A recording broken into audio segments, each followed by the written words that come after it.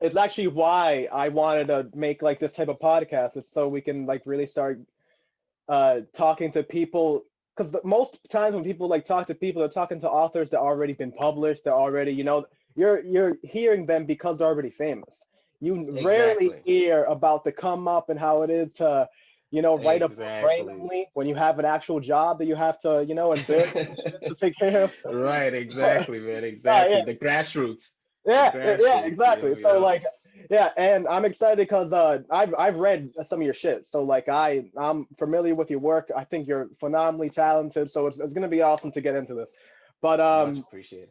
yeah. So this is the podcast. I've already started it prematurely because the conversation was kind of awesome.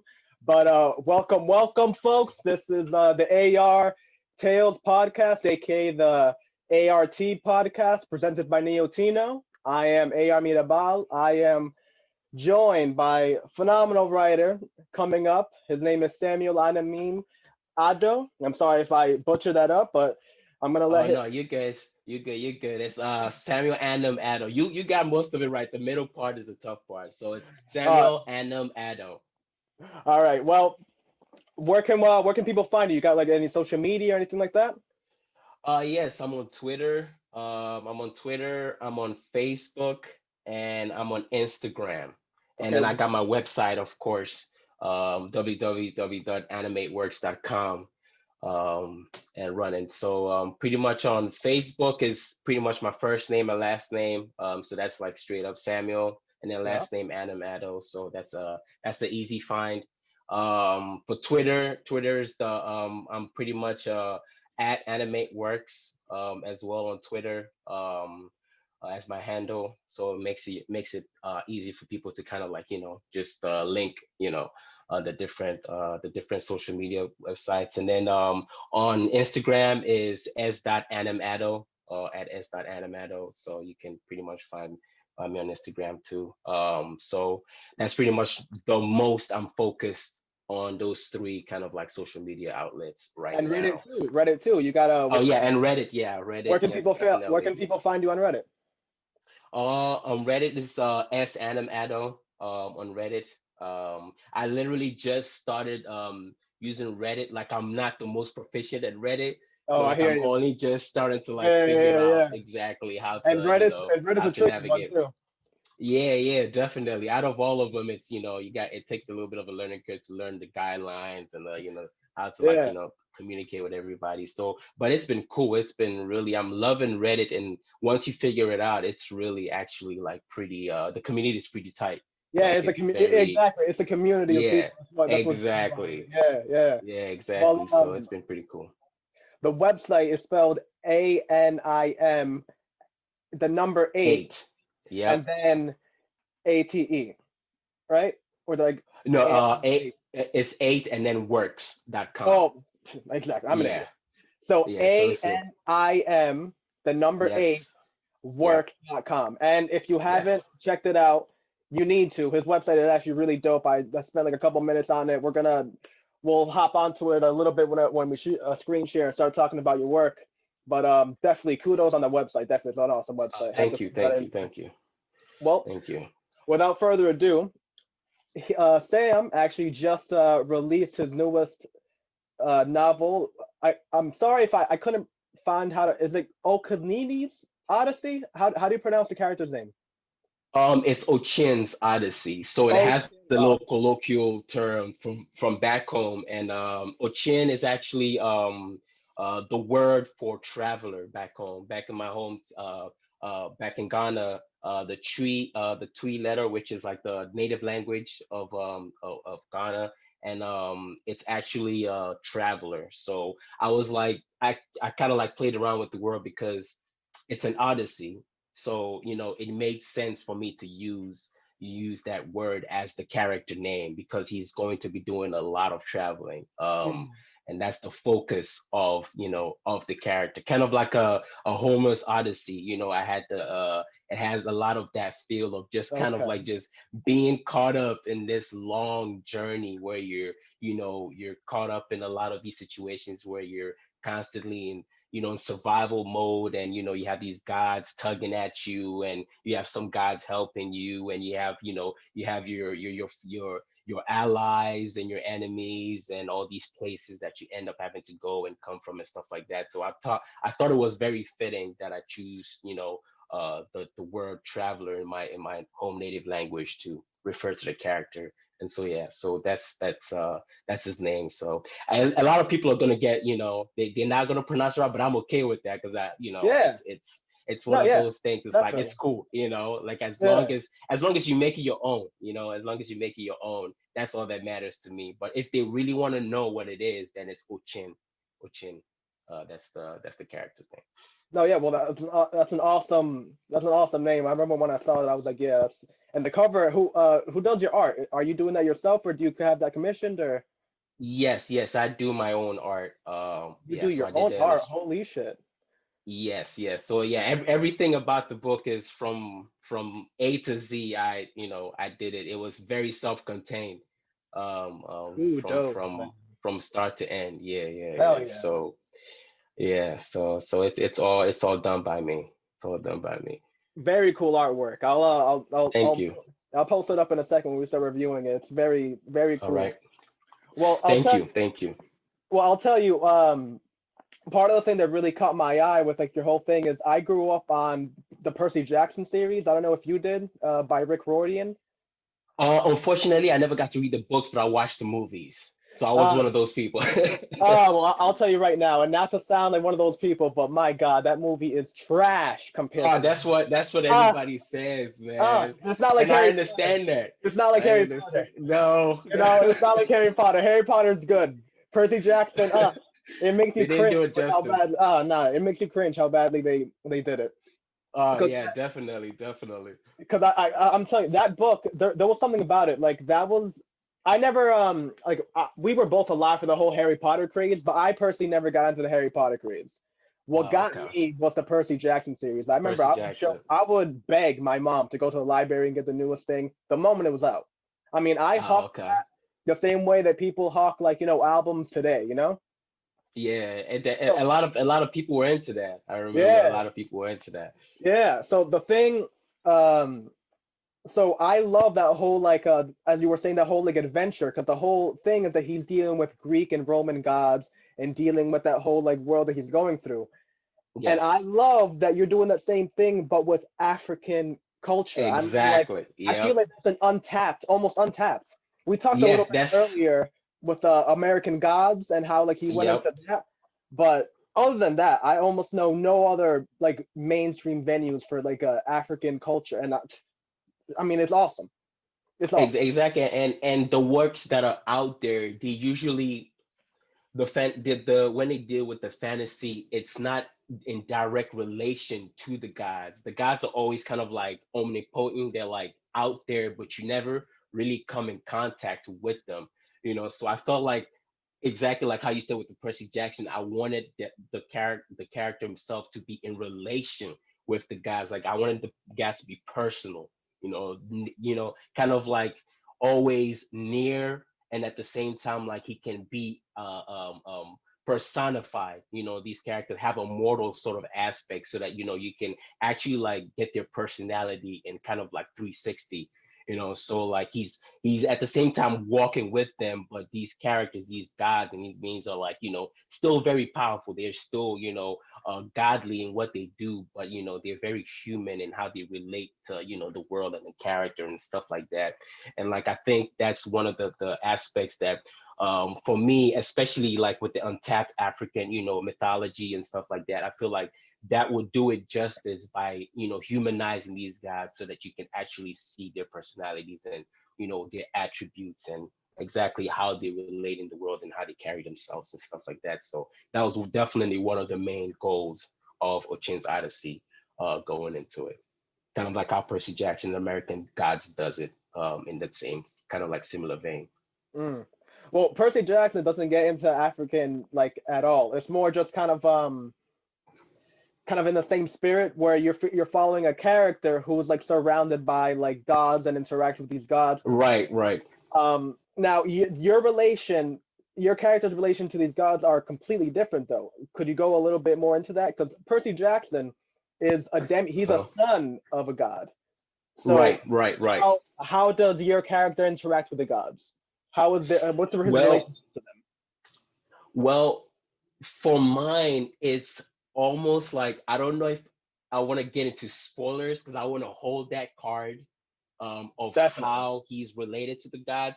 But what I would say is that his relationship with the gods um, is through how he gets into that world, his passport into the world. Because at the core crux, this is also a portal fantasy at the same time. So how he gets into the world through the mirror transporting himself through the mirror is how he comes in contact with these gods because there is fate weaved into his progress in that world because as soon as he enters that world it becomes sort of like this alarm that kind of like rings off and pretty much the fate that is weaved into his character kind of like just takes off and it pulls in the gods into it as well and there's a character in it in the first pages there's a character who is like a light embodied character but you don't really know exactly who he is because I kind of like hide that from you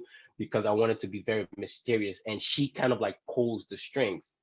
She's kind of like telling all these gods what they want to hear and what they want to do. And like, kind of like she's so powerful that they have no choice but to obey her, but they don't know why they're obeying her. They just know that she's powerful. So they're like kind of like caught up in this fact where they think that for this longest time they were the gods, but there is somebody who's actually above them and so she comes through like bam, it's like this is what you got to do. I need you to go and find this character and kind of like pull him into this quest, kind of like weave this fate with them. And Anansi is the character that she kind of like puppeteers.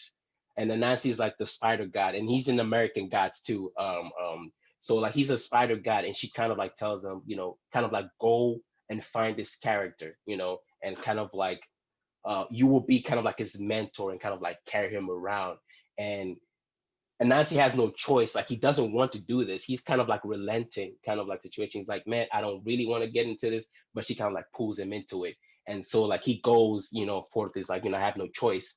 And he kind of like goes and kind of like pulls his character into fate. So it's kind of like weaved in intricately with like how the strings are tied and pulled together. And that's one of the major part of this story is like from beginning to the end of this first book, you'll kind of like see how the strings of fate are tied together by by the main character and the gods and what's supposed to happen from beginning to end.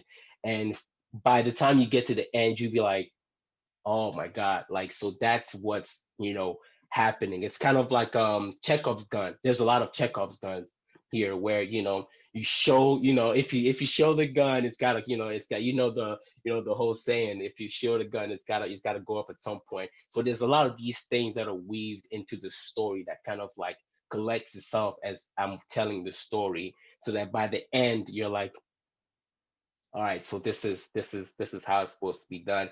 And across these books, as I'm releasing them, as the next edition comes out and the next, you will pretty much get little bits of the story of who Ochin is, why is he born without a reflection, and how he ends up in this world. What is this world, and why is it beyond the mirror? And why are these gods who were very important before the Abrahamic religions kind of like swept through Africa, you know, kind of like ended up in this mirror world. So it's a whole big mystery, kind of like very like Bro, broad mystery. And not only that, but there's also the aspect of the Sahara Desert, which is also another major concept of this hell book. yeah. And yeah, exactly. And how the Sahara Desert became what it is now, how it became this expansive, cursed kind of like sand sea. So it kind of like delves into that. And yeah, so it's spanning a lot of like, big ideas and it's looking to kind of like string them all together and tell this cohesive narrative as the story goes along. So yeah, so this is just the first of, the mystery as it, unravels itself. kind of like per se. And yeah. Dude, I'm sorry if I'm blown away. That was wow. Like, man, you hit every string. You hit every string that, like, yeah, that is awesome, dude. What? I mean, I don't even know what to ask you first. All right, let's break it up. Yeah, let's break it. So Sahara Desert, the your Yes. inspiration from that, did that whole aspect of it, did that come from our actual human history and like not knowing about the Sahara? Like, so for Exactly. Yeah. So that so I don't know exactly. how deep you are into like conspiracy theories and shit, but like there is like a huge like idea that the whole Sahara Desert, well, I mean, it's well, I can't say geologically proven. I'm not a scientist, but I'm Uh-huh. pretty sure that I've read that the Sahara was prior to thousands and thousands of years ago was a tropical oasis, no? And with like palm trees and Yes. whatnot. And then Yep. over a short amount of time, it turned into a desert. And then if you look Yes. at it from space, the Sahara Desert literally sweeps across Africa, almost like if it was like Yeah, take it was like taken exactly like away. like a drainage, like kind of Yeah, like just swept like through. God And just hit like their hand and just yeah, said. like kind of like just like yep, exactly, So exactly. okay, so oh yeah, so I don't want to go too much into the spoilers. I'm just that's crazy. So the fact that you're bringing in um kind of like things that could be possible and bring it into like your own Exactly. mythicism. I mean, that is what myth is. Myth, the whole idea that myth is like a fake story is like a recent idea. Myth Right. prior, like in summer, used to be a way of like communicate. It was like education. It was like they would say a Exactly. myth, and like that myth would be a way of like describing like astrological and like philosophical things, and it would be able to be understood from all the way to the highest nobility, all the way down to All like the way down to the all the yes, way down to exactly. It the poor people, spans. and Yep. expanded, and people were able to understand these ideas through a myth. And the whole idea that Exactly. myth is bullshit is only now. You know what I Oh mean? yeah, definitely, definitely. So I love the It's idea of like bringing that together and like harkening back to the idea that myth, like that, what a myth used to be. That's right, awesome. exactly, That's exactly. awesome. And to me, like the Sahara is a like it's a big component of, of Africa as a continent. And to me, it has had just that geological change has impacted the continent so like in such a devastating manner that like I can only but have a myth to it. Just Mhm. looking at it, just seeing how large of swath of land is just turned desert. You can only think like if you go back and at a time when it wasn't a desert, how would it be? What kind of like civilizations would Egypt, be, exactly, and even more, because you have Atlantis was off Egypt. the coast. Exactly, and that is where this story too takes a little bit of a grip. It takes a little bit of that Atlantis feel. Oh my And god. I don't know if you know about the Eye of the Sahara, if you've Yes. ever heard of. Yeah. Yes, so And that is so the supposed to Eye be of the site. Yeah, yeah, yeah. yes, exactly. Yeah. So this story is also focused on the Eye of the Sahara, and one of the actual civilizations when he goes through the mirror is actually based their actual city is built on the Eye of the Sahara. Yeah, so But in the so mirror. yeah, in the mirror, in the world of the mirror. So their city is actually built in it. So there's like three rings, just like how in the Eye of the Sahara is shaped. And so like you get like I said, as the story gets to unfold itself, you get little tits and bits of what this civilization is and how they ended up in the mirror and how they're tied to the Sahara Desert on all these things. And it's gonna be like a sort of like collage of like this, of this revelation of what happened like thousands and thousands and thousands of years ago. And in this mythical kind of like historical fiction that I've narrated and through this book and like have kind of weave together. So that is the big idea um, of the book. That is insane. I mean, that is All right. Well, just to back up a little bit so people can get a little more reference, because I read your synopsis, so I'm a little bit ahead. But can you kind of explain now? Again, don't go much more into what you explained in the synopsis. You know, don't go into any spoilers. Yeah. But can you explain a little bit of who the main character is, what the world that you're referring to is, and that whole thing that we talked about, what the you mentioned with the reflection? Okay. So pretty much it starts off there is this pretty much this young man named Ochin, and he's kind of like the our main protagonist that we're following. And he was pretty much born without a reflection for like 18 years, kind of like doesn't know why. He's kind of like an outcast sort of like situation for it, because he kind of has to stay away from the limelight, because those kind of things will kind of like get people to ask questions like, Leo, are you, kind of like you're not a normal kind of like person. So he's kind of like stayed away from, the public eye. And on his 18th birthday, he receives a gift from his uncle, and in this book, he kind of like starts to read. He starts to read this book, and he's like delving into the pages of this book, and all of a sudden, like the book starts to like kind of like lure him with these whispers. Like all of a sudden, the pages starts to contort and stuff like that, and it kind of like asks him this question if he wants to know the truth that he seeks. And so, being that he's like, he's like, kind of like curious. Like when you're that young, you're kind of like a curious person. So he kind of says, yeah. So he kind of like hearkens to this voice, and is suddenly he's teleported to the place that is the eye of the Sahara, like straight in the middle of it. And as soon as he gets there, he doesn't know how he got there or anything. He just kind of like just teleported there. And as soon as he gets there, this monolithic mirror, just giant mirror, just rises from beneath the desert coffin, with these like gold engraved symbols. And it's got like this step day is kind of like rising to it. And he kind of like was like, what the hell? And kind of like walks up to it. And so as he walks up to it, he like looks in the mirror and he sees his reflection for like the first time in 18 years. He's like, oh my God, this is great. I think I'm normal now. Like that's all he wants to be. He wants to be a normal person, like have a reflection like anybody else. And so he's like happy. He's like, man, this is good. This is the truth I seek.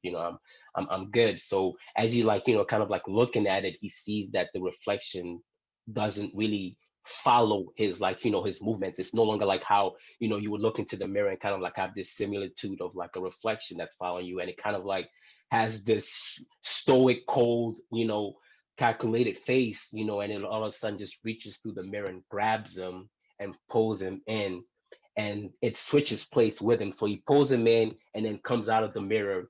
And as our main character, Chin, is like flung in through the mirror, he kind of like looks back and he tries to, get back to his world, but the mirror kind of like hardens, so he can't get back through.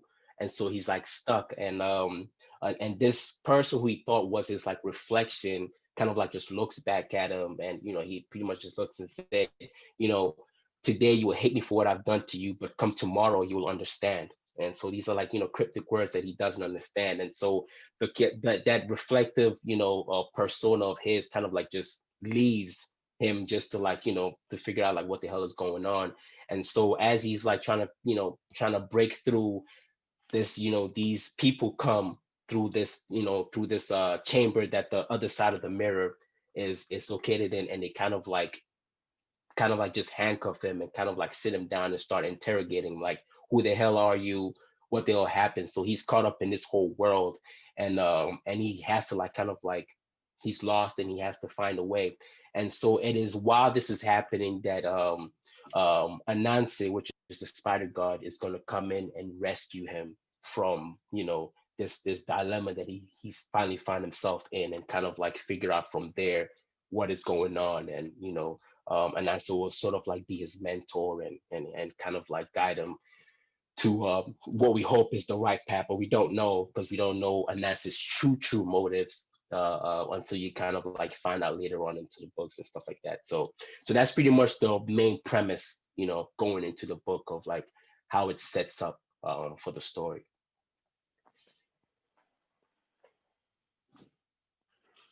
That is All right, so when he lands in the Sahara and Yeah, the whole monolithic thing rises, the yeah. that nega person, do you ever go into like the story of what he's doing or what it is doing?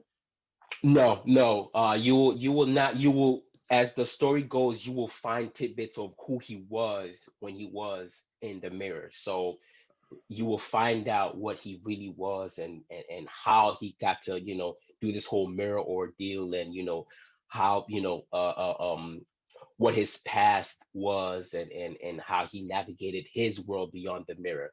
So as the story goes, you will get, the that information leaked towards, the main character will get that information leaked to him.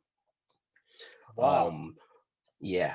So because it's a part, in essence, it's a part of him. It's still a part of him. It's just not how we have reflections that are kind of like, just like, it's just you're looking at the mirror and you see, because it's reflecting back to, this is kind of like, it's his reflection, but it is in itself another entity of its own. So it's like a duplicate of himself, but a duplicate of himself that lives beyond the mirror. So on the other side of the mirror is just another whole person that is living a whole separate life of his own. And that's why for the longest time he never had a reflection, because the other person that was supposed to be his reflection is living a whole nother life on Oh the my other side God. of the mirror. Man, I hope you Yeah. didn't give out a spoiler because that's wow. No, no, this is Oh, yeah, this is not okay. even a spoiler. Man, there's the story just gets so big that these small things aren't really much of a Oh, spoiler. It's kind of like what his essence is supposed to be. So I'm not really spoiling anything yet per se. all right. Yeah, good, good. No, no, I feel I definitely understand that. I get the no, trust me.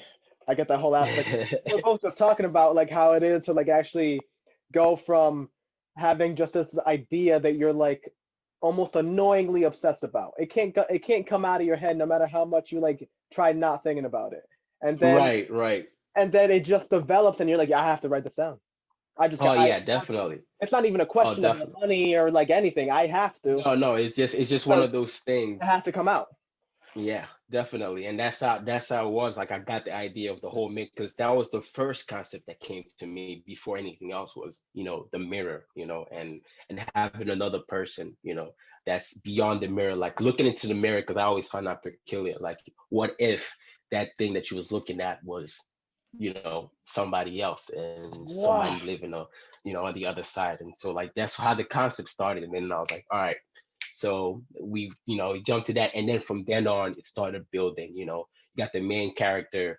So those were the two first things that came to me, was the main character, and then the concept first, and the main character, and then from then on, everything else kind of like developed around it, and it kind of like formed and deformed, and new concepts came in, like the Sahara Desert. That was another big concept that kind of like swept through, and I was like, all right, I gotta sweep this into the story and kind of like find a way to like narrate it, because I love that concept so much, and I could tie it Yeah. into that. And yeah, so it was, and then the gods came in, and I was like, how do I tie in all these gods and make it more, give it a mythological feel, and explain how, some of these gods, I have like human aspects and stuff like that. And so it's a lot of things, like, kind of like built around that main concept, and it kind of like branched out. Man, that is just so awesome. 'Cause, like you're describing like your process, and it's exactly what happened to me.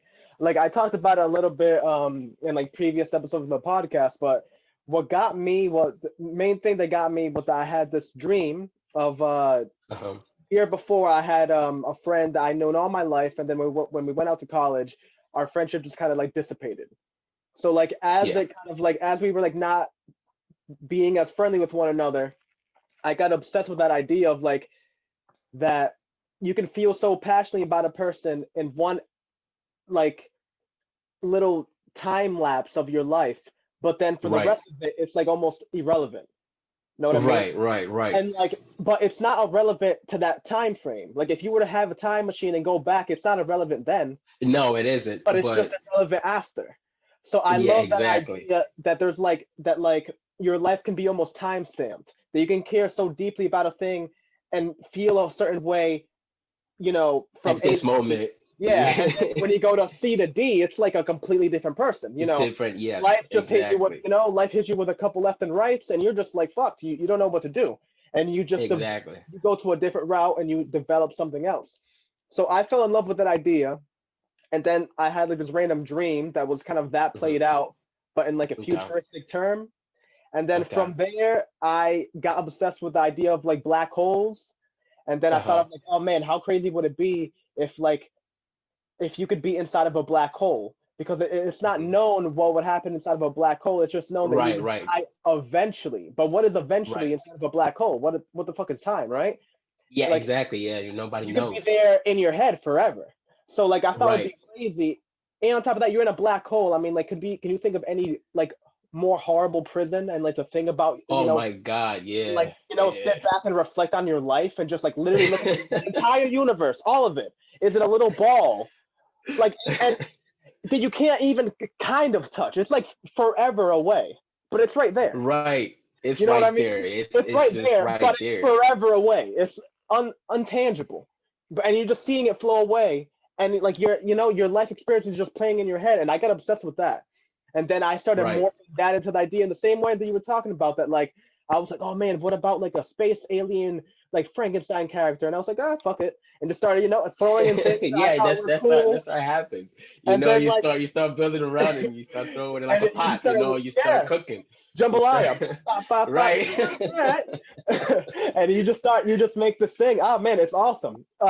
Yeah, So yeah, man. you talked about it a little bit earlier. So Ghana, you come from Ghana. Yes. When did you come at an early age? Did you move when you were like a little more developed? How did that happen? Yeah. I came around when I was like 18, Oh, 19. okay. Yeah, so like college. Yeah. Yeah, I came from college. So yeah, so that's around the time I came. So yeah, so I had been back home for, most of my formative years, so yeah. Did you learn English in Ghana? Is that a thing that you get taught, or is it something that you develop your own? Okay. You get taught English back home. Yeah, Yeah, every other so country but I America. right. Every other country's like, no, yeah, learn other languages. That's the thing that you should learn. America's like, nah, it's not English. We're good, English. Yeah, right. We got No, it. We got no, no, English. We're good. um, no, that's awesome. So did you develop this idea for the book while in Ghana? Like, how much of your no. inspiration developed from Ghana? Like how much of it developed from your home place, from your home village, from your hometown? Oh, I mean, a big part of it. A big part of it. I mean, as soon as I got the concept, well, the concept I got when I was here in the U.S. But I mean, right away, like I pulled every inspiration that I could from back home. Like Mm, it's for me, it's just natural. Like I know it. I come from there. So a lot of the times when it comes to the story, they say write what you know. It helps a lot. So I felt like it would land into the credibility of the story if I pulled from the myths of like that I was already familiar with from back home. So yeah, so I started pulling myth. I started doing a lot of research, a lot of research, because even as much as I am from back home, I still needed to know a lot more, because like those things aren't given, even from back home, like the education system is still very Eurocentric, back home. mm. So, not everything about, Ghana is taught to you, per se. So I still had to do a lot of Wow. research. Yeah. So I had to do a lot of research, into my own kind of like culture, and make sure that I was pulling the right things and stuff like that. And and beyond that too, I didn't just want to write about Ghana and like the cultures of Ghana. I wanted to go beyond that. I wanted to write the continent itself, because uh, um, um, I traveled you know a lot when I was younger, so I went to like North Africa, South Africa, and a couple other places. So like, I kind of like ingested all these different cultures, and I love them all, so I love them all. And I was like, I wanted to show them, as much love to writing this story, because I think they all have like, things to say, their mythologies, their stories, their gods are all, just as much relevant. And if I can, I will do that. So I started doing research on the continent as a whole, and all these different cultures and stuff like that, like the Yoruba mythology with the Orishas and stuff like that. And you go down south, to the Zulu, to Swahili, to the I mean, Egypt, of course. We all know Egypt though, so it's not really, it's not Mm. really that big of a stretch when it comes to research. And then, just the history, I had to go back, study a lot of African history and stuff like that, and how, all these things tie into. So it was a lot of research, which was fun, just researching, and also enlightening, because I learned a lot about what it is to be African, and stuff like that, and to be from the continent and be from the motherland, and to be proud of your cultures and stuff like that, because like I said, those things aren't a given. You kind of like go to school, you're taught like these some of the things, but not all of the things. So it lent a lot to itself that I learned all these things, and it helped me as a person, and also helped the narrative that I was about to write you know, tremendously.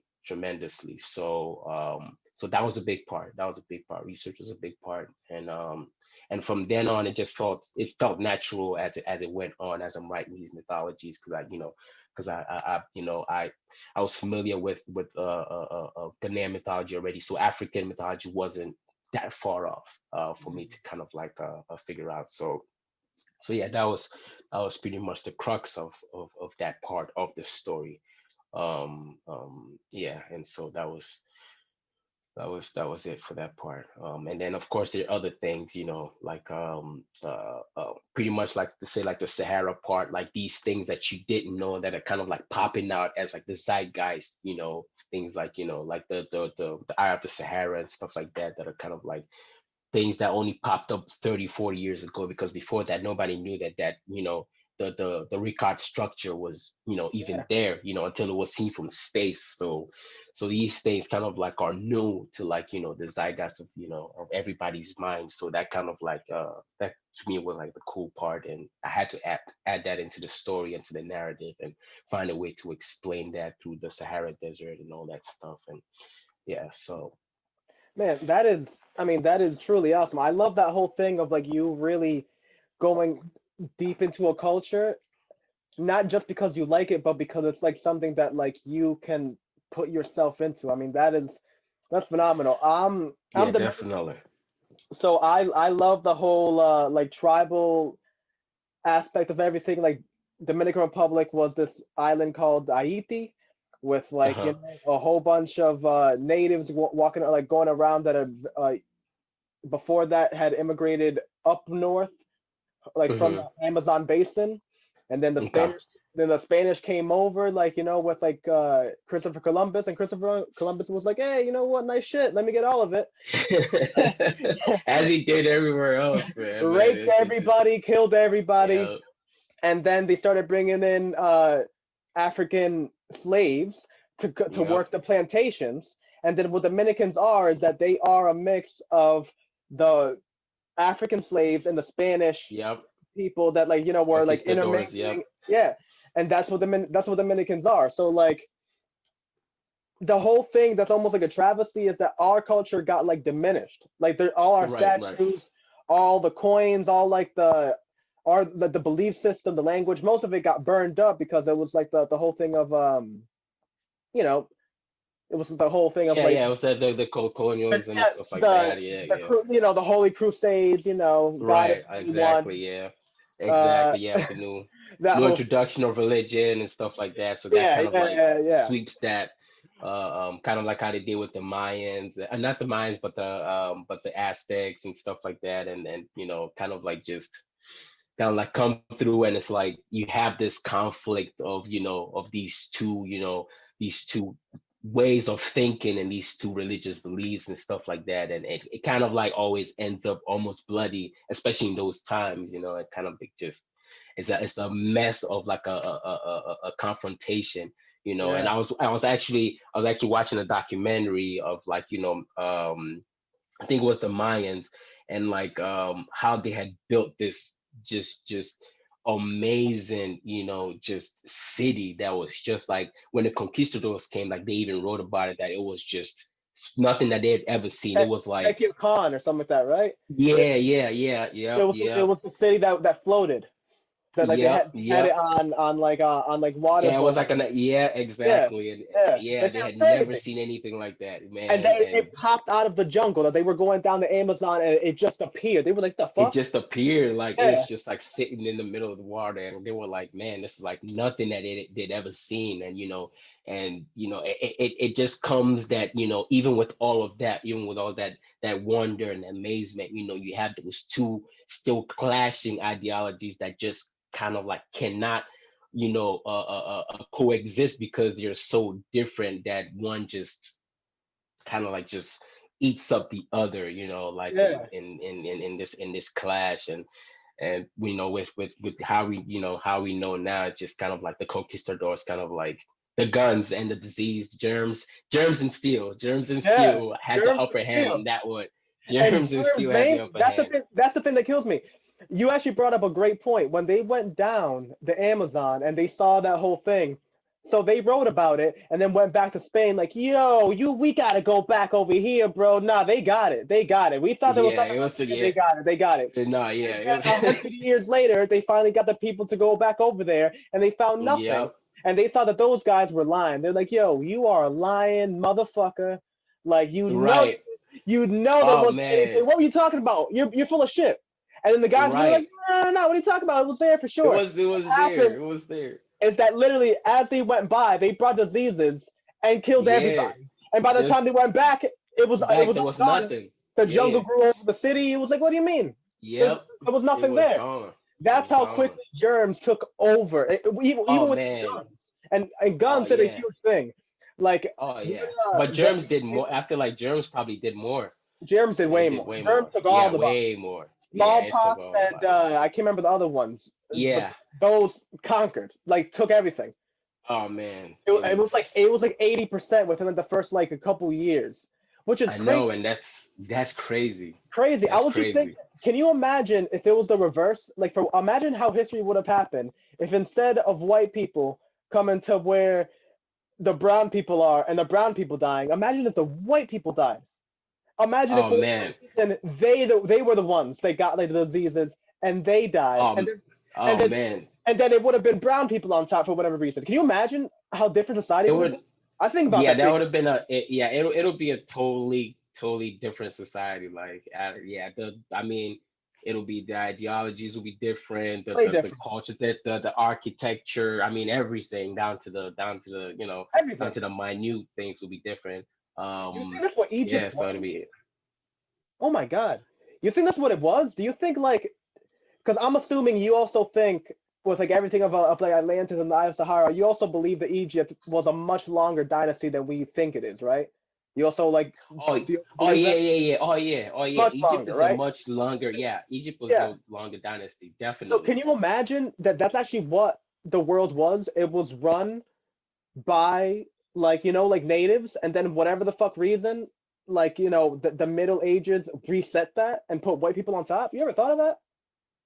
Well, from what I Never thought know about that. is from what I've researched is that with when it comes to Egypt, there's three sections of Egypt, which there is the Old Higher, upper, and Kingdom, middle.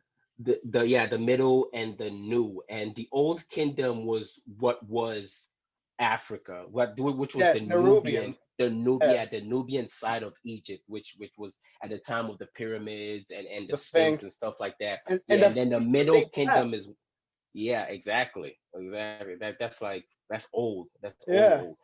Yeah, old so shit, and that old. yeah, like old. So that's the old kingdom. And then when you get to the middle kingdom is when you have the mixing. Pharaohs. You got the mixing of the pharaohs, the rise of the pharaohs, and you got like more of the Middle Eastern and the European kind of like contact coming down, into the base and then kind of like mixing. And then that's when you get like, The Roman influence the right after. yeah, exactly. The influence starts to like kind of like water down, and then the Nubians kind of like move southwards. They kind of like get pushed back, and so like it turns this Egypt into it breaks Egypt into two, and you have like upper and lower Egypt, and so like that's where that's the kind of more like the Egypt you see on TV is the Middle Kingdom Egypt, where Hmm. there wasn't much of the greatness of what made Egypt, which was the pyramids and stuff like that that were being built. It was more so a time of like, constant warfare and the formations of like, of Egypt as a whole nation, and kind of like that age was pretty much what you see on TV and Hollywood, and most of them are like, kind of like the mixed of Egypt, where you have like these two, cultures kind of like clashing, and the pharaohs often were mixed. They were always mostly mixed in the Middle Kingdom, and then when you come down to the New Kingdom, that's even, that's just the Middle Eastern, or kind of like the Arab conquest, kind of like just moving in into all of North Africa and just kind of like taking that part over, and so like that's pretty much that kind of like the timeline of what happens with Egypt. So it's like a lot of times when a lot of people talk about Egypt and this whole like, what is Egypt, and whether it's black or it really depends, because it was all those things. At one point it was black, at one point it was mixed, and then it becomes this Arab, but it's all in different periods. It wasn't just one thing. Egypt kind of like had such a long stretch of a dynasty that it was all these things at different times and at different periods of time. So it kind of like, it's a very interesting, subject, and it's been a subject of contention for like the longest time, especially like with Hollywood and history and all that stuff. And so yeah, it's just one of those things. Well, it's the thing. It's because like especially Hollywood, because I feel like Hollywood whitewashes it. I feel like when you turn on like Egypt a lot of the actors that you'll see are like kind of like fair skinned. They're like white. When Egypt, Yeah. well, I mean, it's in Africa. I mean, like it's an African. It was an African civilization, and I really think it was a lot more civilized than we have like any idea for. You know what I mean? I really think they were Oh like. yeah. I think they were Oh out there. yeah. I mean, they I think were they were really out there, and we probably. just don't know. Oh yeah, I mean, when you talk about the archaic world, they were, the civilization. They were Yeah, the breadbasket of the world, and so like that's where everything was. That's where civilization and stuff got a lot of its ideas. From the pyramids to the structures of hierarchy. And it's debatable between them and Sumerian civilization, because they were kind of like around the another one. same time. Ooh, Yeah, that's another big that's dog, another the one. Sumerian civilization. So like Yeah. those two kind of like big contentions between those two nations. But yeah, Egypt was kind of like ended up being the one that kind of like outlasted, history, and kind of like left a bigger impact per se, especially because of like the monuments they built and stuff like that. Because I mean, those things are, nobody still knows how they built some of those pyramids still till Yeah. today. So it's kind of like crazy, but And the yeah. So tomb they of the kind of like, pharaoh, there's like these like pillars that like hang above it in like weird like that like 45-degree angles, and they have almost no support other than like the rocks hold like the rocks next to right. it, and each rock is 70 tons. Explain Yeah, to me how it's the a fuck that's happening. yeah. I'm an You know. engineer. That's my degree. Explain to me mathematically how the fuck that's happening, dude. Get out of here, dude. Get out of here. We Yeah. would have to do that with cranes and like real shit that we have today. How did they do Yeah. that? It's nobody know. It's Nobody knows. insane. I It's mean that yeah. whole. I mean I guess that's like the thing that every writer loves. It's like that whole thing that there seems like there's so much information, but there's no sense of it. And then like your Right. mind as a writer fills in those blanks, and it's like, oh, this is why, Exactly. and that's why. Exactly. And You know that's what I and mean? that's the that's the greatest part about it. It's like there's these gaps that you can exploit as a writer. Like, you know what, like I'm gonna fill in with my imagination what I think, happen, like, Yeah. and it's yeah, and it's great because like, you can kind of like just imagine all these things that were happening in those times, like, all the way back in those days, and what the hell and how they were building these things, and what kind of like, a means by which they were building these things, and to me that was very very interesting, and like that's why that's why we write, a lot of the times, especially when it comes to like mythical stories and stuff like that, and that also bleeds a lot into Chin's Odyssey and stuff like that. So it's yeah, it's one of those things that you love, to read about and learn about at the same time. It's just great. It's just great. Yeah, It's you great. man, you were talking about earlier, and it really blew me away. I can't believe. So you said that even the education system in Ghana was more Eurocentric. So even in Ghana, you didn't learn that much about like the Ghana history. You learned more about like European history. Yeah, yeah, you learn a lot more about, like, yeah, you learn a lot more about, because the education system is it's mostly like, it's mostly like still under the colonial type, like, Oh, that's a education system. So yeah, travesty. yeah, so you learn a lot about it. But you and the amount that you learn about, Ghana's history is like, they'll give it to you, but they don't give it to you how, how you want to, how you want to learn about it. It's just, kind of like said here and there. But for the most part, you have to do your research, especially like if you're trying to delve into it and find out exactly how, these things happen. Like it's all, pretty much just you just going out and doing your own research and finding these things out. Especially, especially even outside of just Ghana. Like, that's just Ghana. Once you go outside of it, the other countries that are part of your continent, that are like your neighbors and stuff like that, I mean, that they don't even talk about, like, it's just void. So you have to really, really go out there and do the research, So it's just one of those things that, yeah, it's a lot of research, a lot of, trying to, muster the willpower to go and, find out what it is that's really, the past of, a lot of these cultures, some of it including your own and stuff like that. So, That so is, yeah.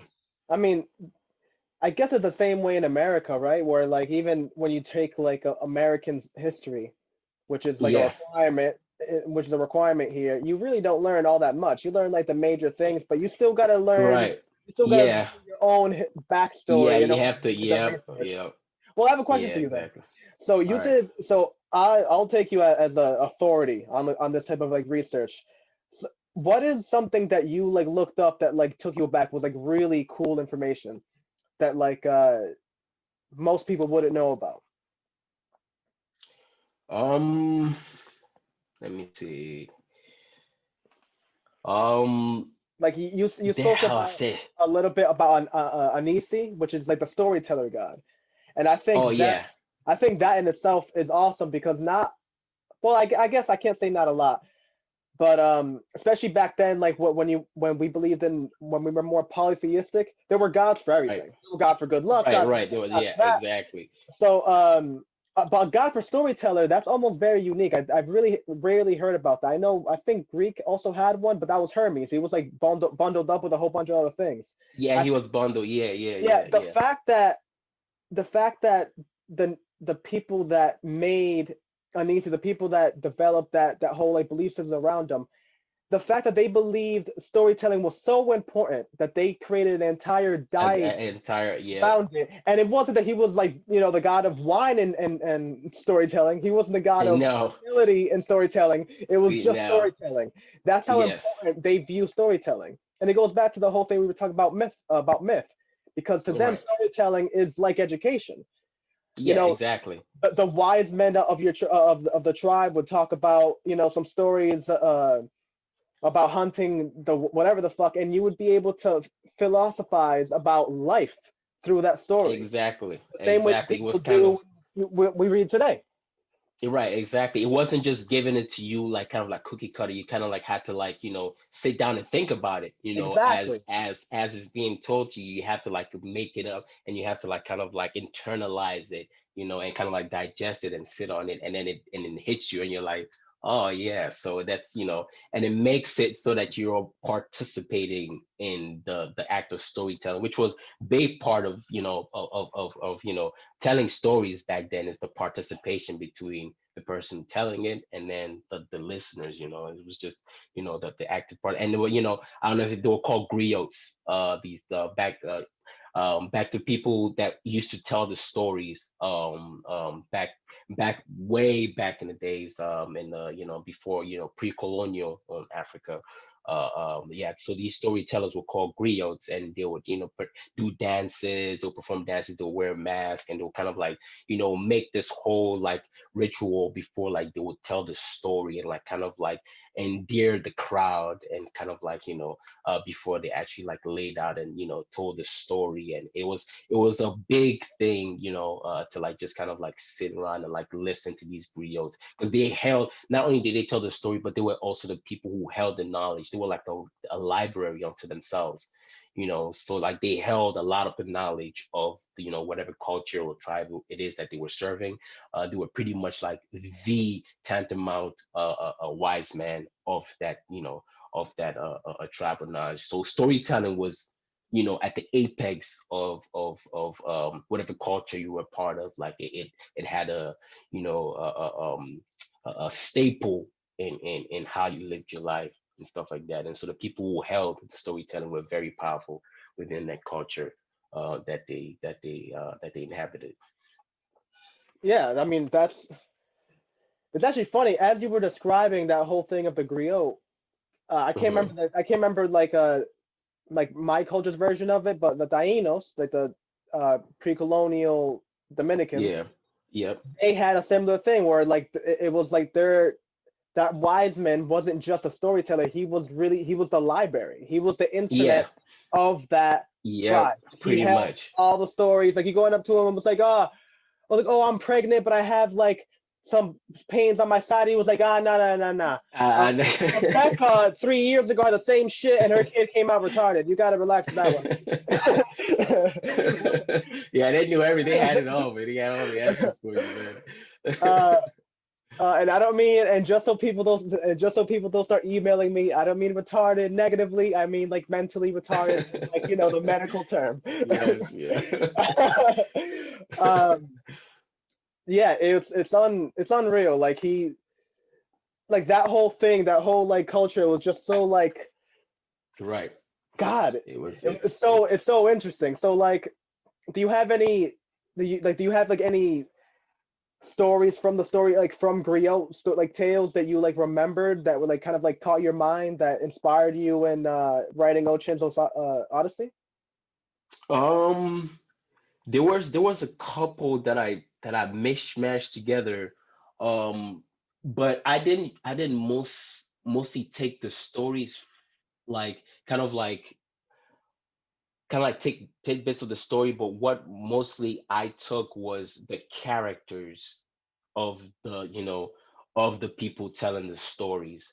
Because a lot of the stories were already lost. A lot of these stories that these griots told were already lost, so there's only a few of them, and the few that are left are kind of like these short anecdotes of like life lesson stories, Hmm. that are left over.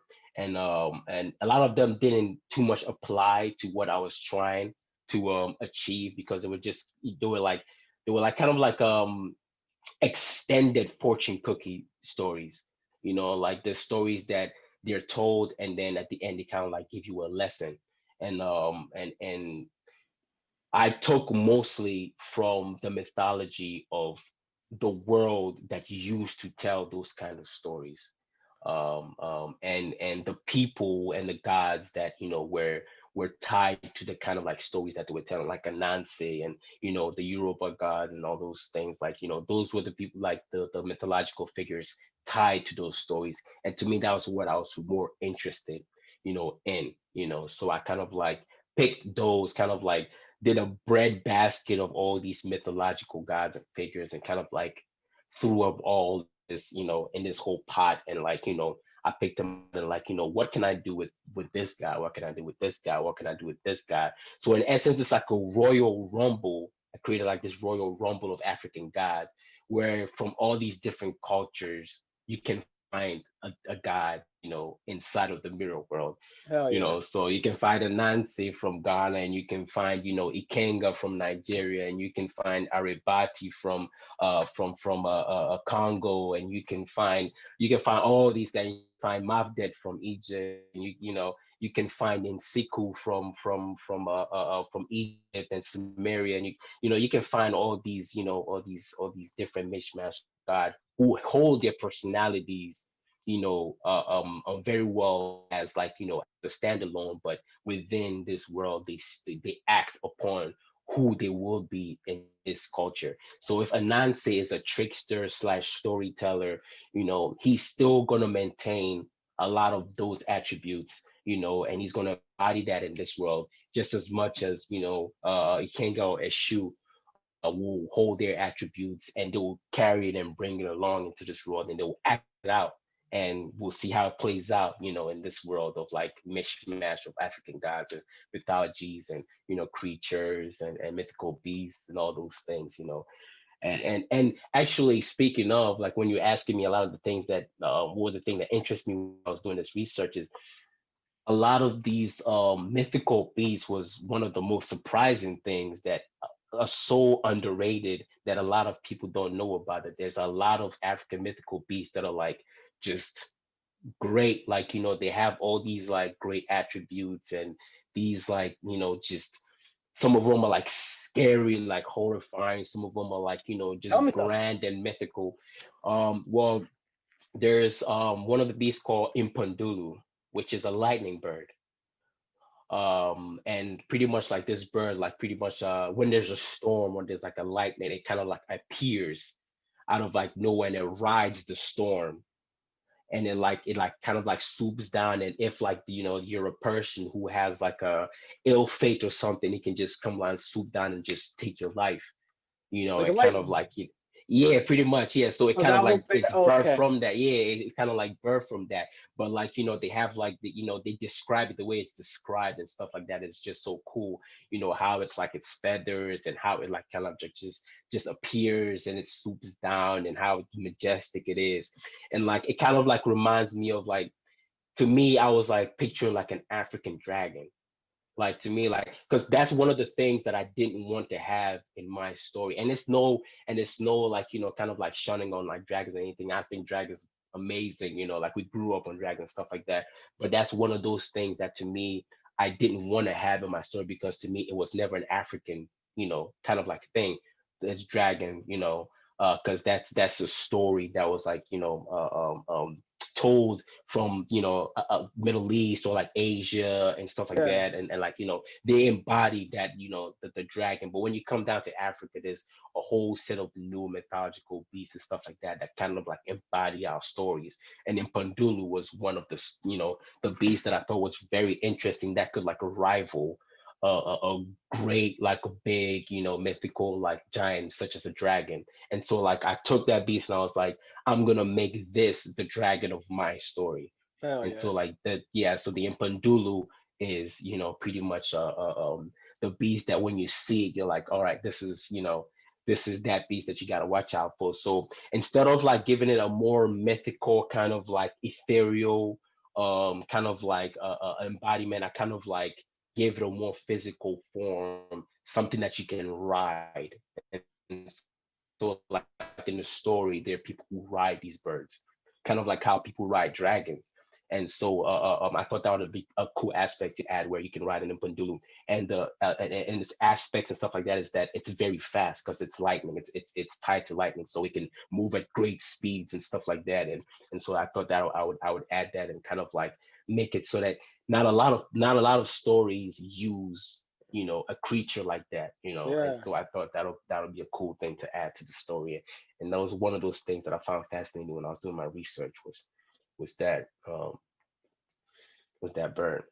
Well, that's interesting that you brought up the whole thing about the dragons, because what do you think dragons are? Almost every culture has something similar to a dragon. Like the Catholics have had flaming chariots, so they thought that the gods came down in flaming chariots, and they thought they Yep. came down in like vehicles that had circles within circles, and they were Yeah. like inflamed and like this crazy things that's like almost like baffling to understand. Obviously, angels.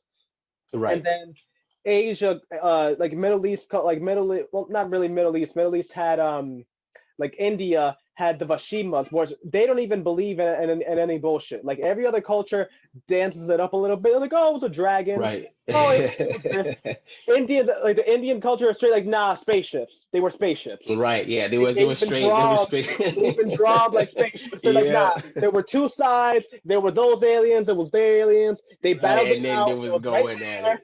it. They all had like five hands. I don't even know what the fuck was going on, dude. Right. They don't sugarcoat it at all. They Yeah, don't they don't sugarcoat it at sugarcoat it at all. all. They say it directly how it is. So it makes you wonder, do you think that like your version of the dragon and the Asian dragon, do you think those are just like sugar-coated versions of like alien contact? Do you think that we were contacted by, it doesn't even necessarily have to be as in depth as people like conspiracize that like they came down and like they're still living here, like Right. this, Right. it Right. Right. doesn't have to go that deep, but just a simple like like pass by that we see a spaceship and we're like, oh fuck, and we write it down forever. A perfect example is when we went to World War II and we Hmm. stationed around Japan. One of the places that we stationed around the islands of Japan was like an island, I think, in the off the coast of Indonesia that was untouched by people. And when Right. we set up like when the U.S. set up like a military base over there and shit, they obviously fed the natives and did all that shit, and then they left. They eventually left, and the natives eventually made statues of airplanes, and they worshipped Oh, the I heard about and that. they worship the what they call the Yep. White Walkers, who were the Americans. They worship them as Yep. gods, and they worship Yep. them as like So imagine that. Turn that logic to just the history that we know happened in the Bible, that happened in the Right. Torah, that happened Exactly. it's the same story. It's that like Right. we have these gods that came down and they were helping us out and they left and we were like, oh shit, where you go? We want Right. food. Come back. We'll make a statue. You like this? What's up? Come back. A pyramid? All right, yeah, we can do Right. that. We'll We build can it. do We'll that, build bro. it. Right here. What's up? Right here. You can tell. Land right And here. This is yeah, where you land. yeah, exactly. And then in Peru, they have the Naztec Yeah, the line, long landing strip. Yep. literally. And like each thing, not only do they look, not only is it impossible to look at those shapes unless you're from the height of like a helicopter, Yep. but each line is also like the size of a road. It Yeah. looks. It looks like Logan Airport from the top. Yeah. You know It what I mean? It does. looks like an airport. So like Yep. I don't know, like it's those type of things that it almost seems obvious. Like it seems Yeah. almost It's like crazy to debate it. It's like, dude, what? right. Obviously, like what are you talking about? And the pyramid I, structure, it's not just in Egypt. It's almost everywhere. yeah. There has Oh to yeah. be something with It's that structure. There's something about that. yeah. You know what I Yeah, mean? there has to be. There has Has to to be. be. I think it's because like, now with like, in the age of science, we've gone so pragmatic and so like, into the technical aspects of things that we kind of like have veered away from, the ethereal, the mystical, like, Yeah. the unexplainable, because like science is gonna be like, oh, we can't explain it, so that means it's not real. Whereas it's like, if you can't explain it, doesn't mean it's real. If you can't explain it, it just mean that you haven't yet found the explanation to it. Yeah. So it's just one of those situations where, we kind of like just brush it to the side because we don't know what it is. So we're just gonna say it's not real and kind of like move on from it. And we kind of almost feel like science has made us feel like we're growing out of, that kind of like era. Like science is like kind of like pushing this thing, like where it's like, we're growing out of it. We're kind of like matured past that, but it's like, We're it missing a always like, major part though. Yeah.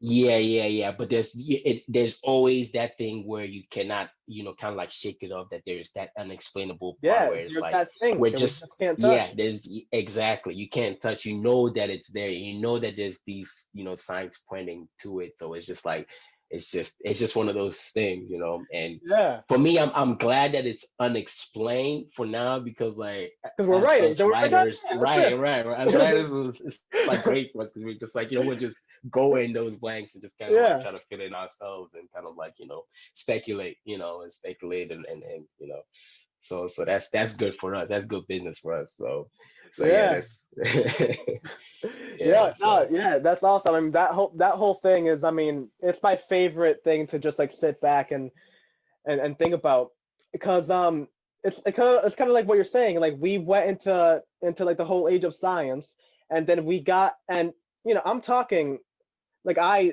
really like science. Like I went into engineering. Like that's like a thing that I really when like going from high school into college, that was like a thing that I was like really into. But then when I got into college and I experimented with more like psychedelic things, and I started experiencing those type of like altered state of consciousness that the tribesmen, that the shamans of like these like earlier cultures, like it were right, regular experiences to them. I started feeling that connection, that deeper connection that they always talked about. right. And then there's a awesome scientist called Graham Norton. I don't know if you ever talked to him, but Yeah, yeah. yeah, I've heard. Yeah, I've heard about. I've watched. yeah, I think I've watched a few of his the stuff Joe as well. Rogan, the Joe Rogan had a Yes. few podcasts with him, and Yep. he talked about this thing that I think about frequently, and he was talking about that like for whatever reason, scientists look at cultures from the past and archaeologists, I mean, archaeologists look at cultures from the past and they assume that these cultures weren't as advanced as we were, and Right. because we didn't find any plastic in Egypt, you know what I mean? We didn't even find Right. any old iPhone cases or battery cases in Chichen Itza. Right. Right. You know what Right. I mean? So we assume that they didn't get to our level, but what Graham was theorizing that like imagine if the cultures back then their level of ascension, their level of progressing was more mental, was more ethereal, like how, as you were explaining it. Imagine Yep. if these people instead had a deeper connection to the self, had a deeper connection um, to things that we think are stupid. Like Right. Right. something that's like cool. It's like, have you ever felt eyes on you? Like, have you ever like been in a situation that's been like, wait a minute, and just turn around and you look at Yeah. somebody Yeah. looking at you? Definitely. How do you know that? Definitely. It's a sixth sense. It's like something that Yeah. you Exactly. can't explain, but it's there, It's right? there. And, Yeah. and and we write that off as being like, oh, weird, whatever. What if people back then were tuned into that? What if they Right. could really do some shit? Like, what if they really were like had just like a deeper understanding of just like the universe and then themselves within the universe, and like and Right. maybe Right. Right. and maybe because of that they didn't have a need to fucking have an iPhone or have a Right. need to invent Exactly. Facebook or have a need to invent light. They were like, what do you mean? We got food. We have, we got like a Right. little place. Exactly. Everybody's happy. We're doing a dance over there. Hey, Right. Like what ain't no need. Ain't no need for happened? it. Yeah. I mean, it's one of those things where yeah, you just ask like like the trees of technology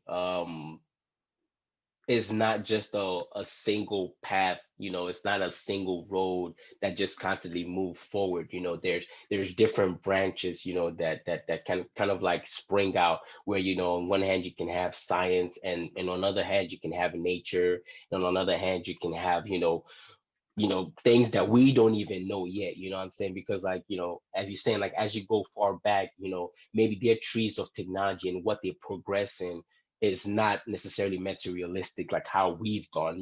That is a choice we've decided to make. That's a choice we've branched into, and that materialistic kind of like, way of progressing through life is our de facto set of nature right now, where back then maybe their set of, of technological tree takes them into the more, the inwards, the unmaterialistic or the Yeah, etherealistic, kind of yeah, like way of like progressing through, through life as you go. And so like the things that they do aren't necessarily going to leave that footprint that we're going to leave behind, because we're going to have all these plastics and all these like, these lithium batteries lying around. No, they're going to have things that aren't going to be left behind necessarily materialistically, but they're going to have things that are going to be left behind that are going to be like, things that, like, for example, like the pyramids, there's going to be things that we're going to question now and still not know what and how the hell they did it, because yeah, back then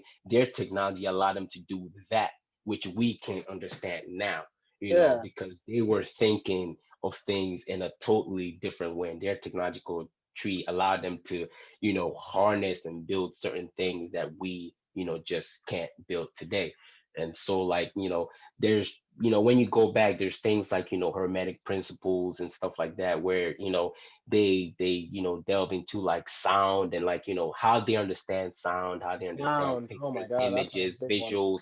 Yeah, so like how they understand those things are so different than how we treat sound. To us, sound is just, Sound. we've always made it this basic, thing of frequencies and how we play around with it, but we don't really like delve into the true nature of sound and stuff like that. So back then they were probably doing things with sound that we would think it's just out of this world, and Like, just as much as they would see us, and they would see the path that we've taken technologically and this materialistically, and they'll be like, what the hell, like it's just like unbelievable to them, and almost sacrilegious to them. And you would have these both sides that are just like, kind of like meeting in the middle, where they're just like, it's just lost worlds, no matter how you look at it, if you go back and forth between these, the past and the future. And like you said, like with Graham Norton, like the past isn't the past because it was old and archaic.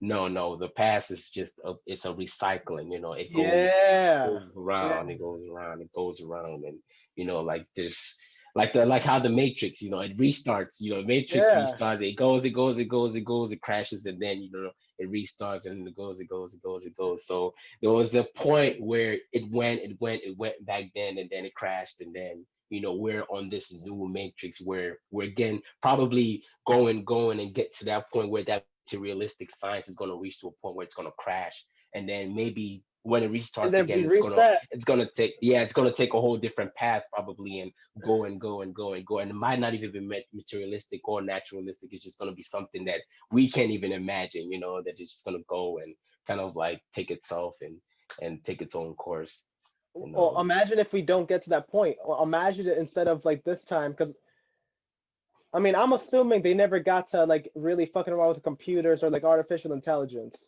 I'm assuming. Yeah, I'm yeah, assuming the Egypt yeah. wasn't around with that. So, like, it's quite possible that we never hit that point of being able to reset because we just get taken over by AIs. That could just be Right. like that. Could we just get veered off and it could, like and computers just go like, nah, we're gonna handle the show now. You're cool. Yeah, exactly. We're just You gonna guys can go we're just chill gonna now. take it off from And here. we're just gonna go the way of the Neanderthals. We're just gonna be like us. There's gonna be a bone. There's gonna be a bone of us like this at a museum somewhere. Right. And they'd be like, oh, they used to eat like chicken and shit. Oh, you know, They you used to know. ride fossil fuels and burn the Yeah, atmosphere and yeah, yeah, burn down trees and yeah. make it Do into fucked up shit. paper. Yeah, they were always fighting each other for whatever reason. Oh, Right. but usually it was because one had one shade of color and the other one didn't. It's like, oh, that's weird. Dumb. But they all had the same blood, right? Yeah, dude. Yeah, makes Yeah, no yeah, yeah, it sense. makes no sense at all. They'll be Makes no sitting in the sense. classroom, like a whole AI classroom, and the teacher will be just teaching his kids, and they're like, why the hell would these people be Why acting the this hell would way? they do that? Why That the, makes what no sense.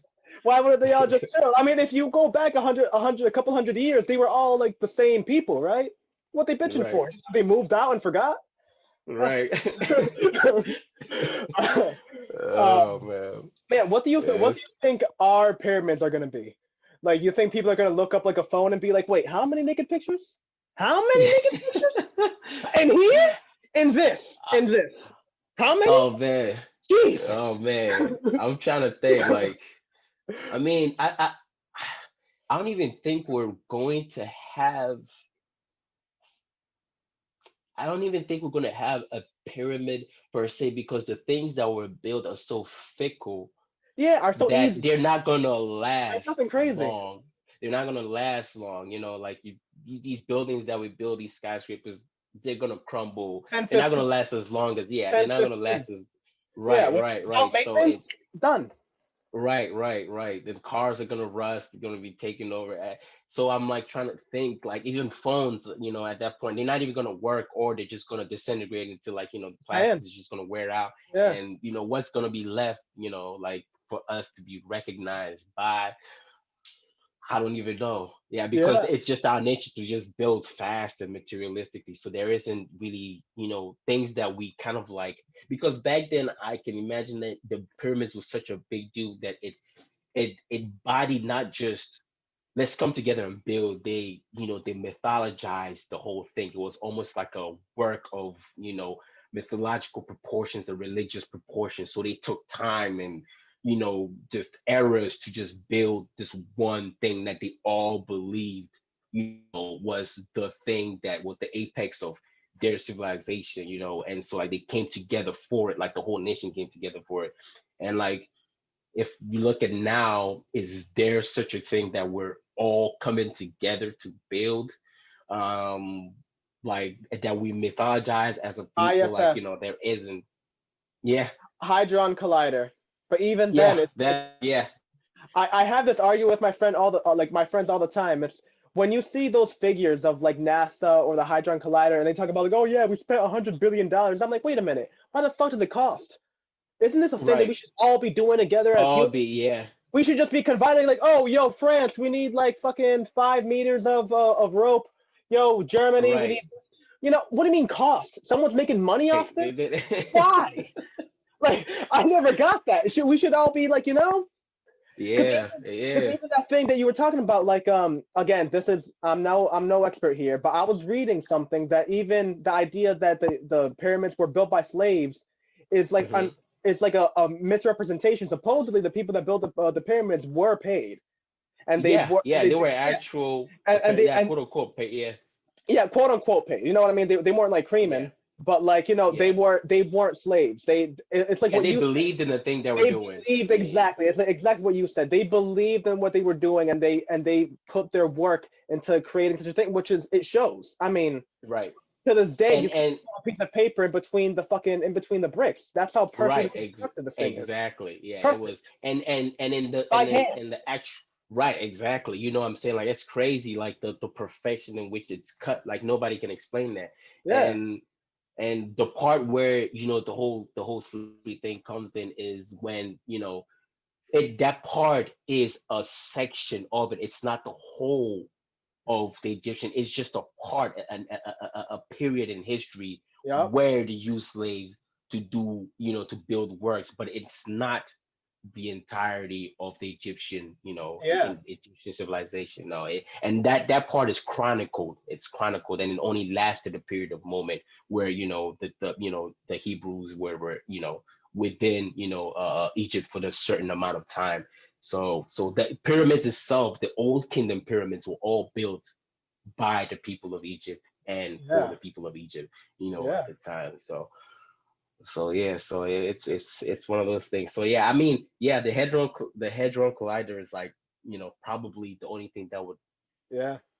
would last. And even till then, the pyramids is still going to be the one thing that is still going to, like, Can you still be there. imagine in 10,000 years, like we get completely run over, but the pyramids are still going back? They're like, yeah, man, these Still there. pyramids, it's fucking crazy. But Right. like, literally, there's nothing about us though. Nothing. All we got left Yeah. is like plastic. They're like, yeah, dude, there's a huge Yeah, island just plastic. Yeah, off the it's coast just a of huge California. island of Huge. It's just plastic. made out of plastic. The age of plastic. No Plastic. idea.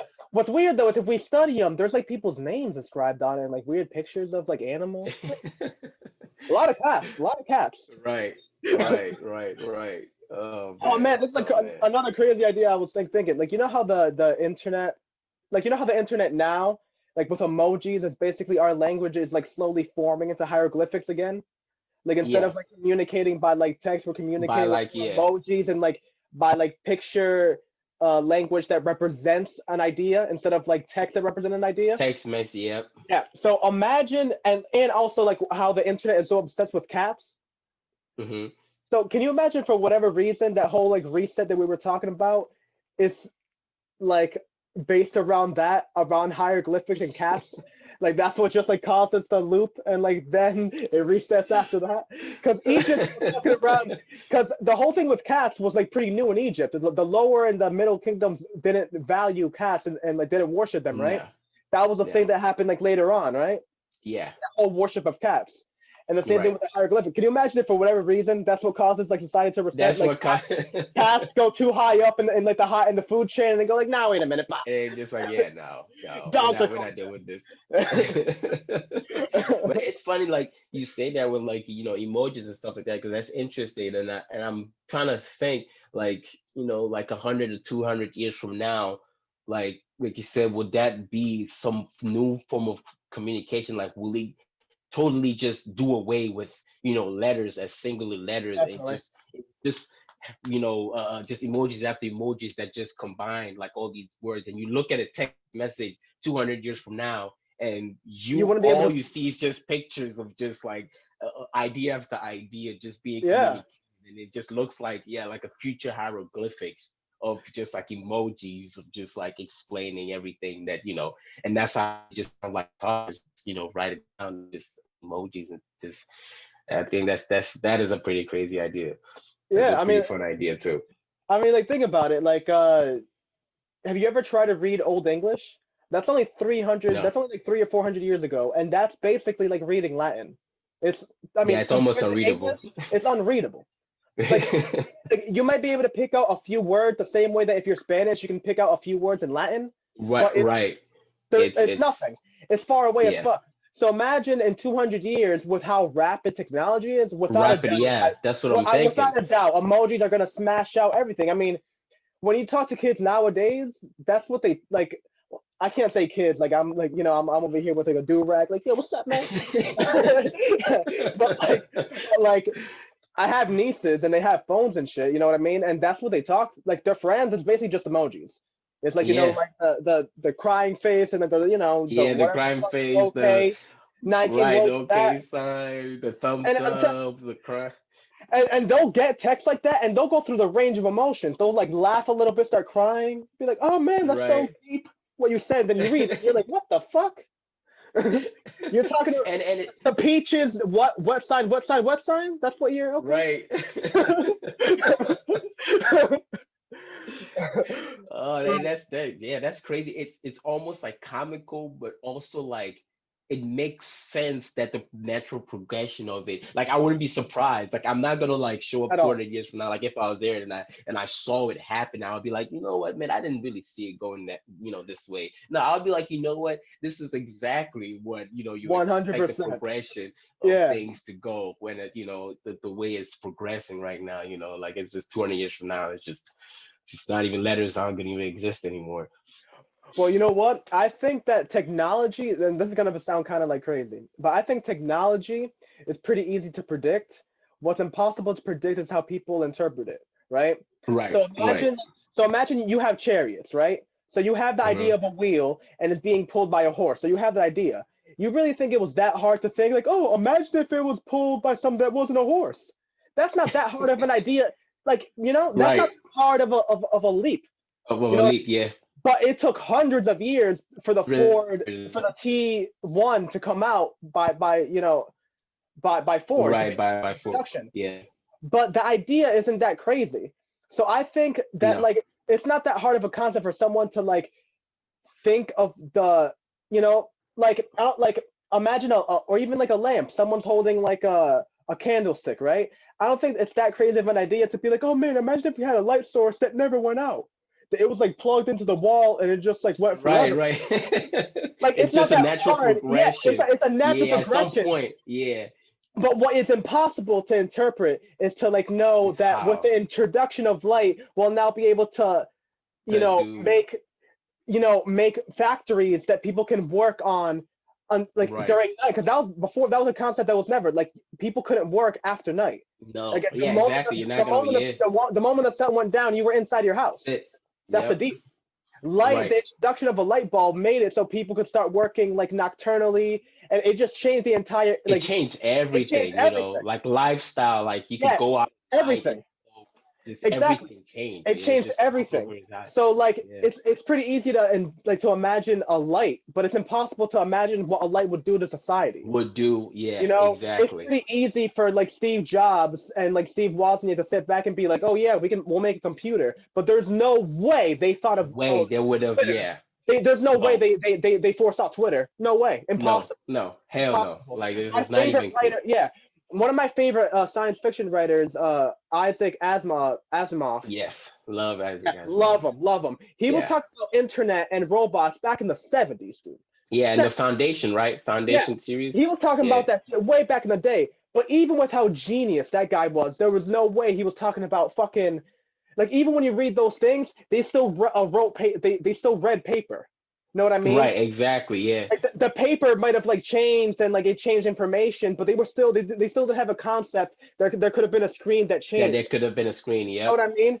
Like they didn't have a concept that like they had an idea of the internet that there would be like this Right. like massive web that every computer would be connected by a server, but there was no way Right. that they would have thought of an AIM. There was no way they thought of Right. Twitter or Facebook. Oh Impossible. no, man. I mean, cause I mean, you got to think like with the birth of the internet, even the people who who pioneered that. I mean, from its military concept to it being brought commercially, kind of like I think that's what usually happen. Like I think that's the big part of like what disrupts the flow of what you think is going to happen is when that commercial notion takes place, when society itself gets a hold of it, right? So like with internet, it's like if it was still in the military's hands, you kind of like have this linear perception of what the internet is going to be because it's very like institutional structuralized because you know what the military is going to do with it. They're going to use it to communicate with this and do with this and do with this,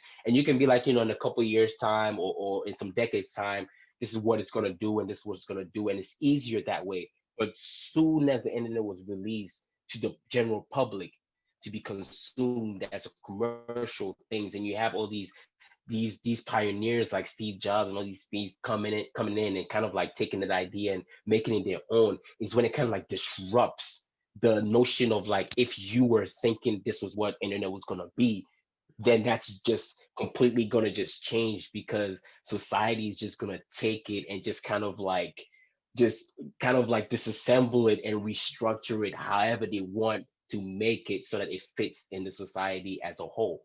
And so like soon as internet became commercial, it was like all these people who had envisioned what internet was going to be like at the time, kind of like just dispersed into a whole segments of just how internet became today, like with how you talking about AIM, and how you talking about Internet Explorer, and how we're using it with Twitter, and how it became Facebook and Instagram and Pornography, all the I mean, right, exactly, things that that was alter the society so destruct deeply, and there right. was no way to like foresee it.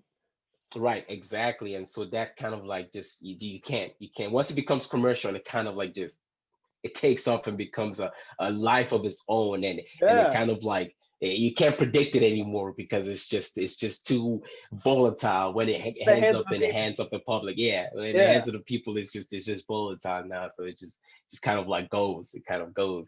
And that's where all of like a lot of these like predictors, all these people who had these great minds that could like see into the future and like had these beautiful golden nuggets of what they thought was going to be kind of like get lost because they didn't perceive how it was going to be correctly. when it Yeah, landed in the hands of the public, and I feel yeah, like that's yeah. what happens.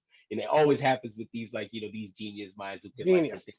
genius. Yeah, it's like same thing with flying cars. How people thought there was going to be like flying cars by now. It's like there were so many other disruptors that happened in between the time that the person predicted flying cars up until now, that flying cars aren't really, it's an afterthought because you have cell phones that came through, you have internet that came through, and all these things that kind of like just like Wow, you're right. stemmed, yeah, that Why came in would you between. need a flying car to get a place faster when you can literally pick up a phone and I can see you in 3 seconds?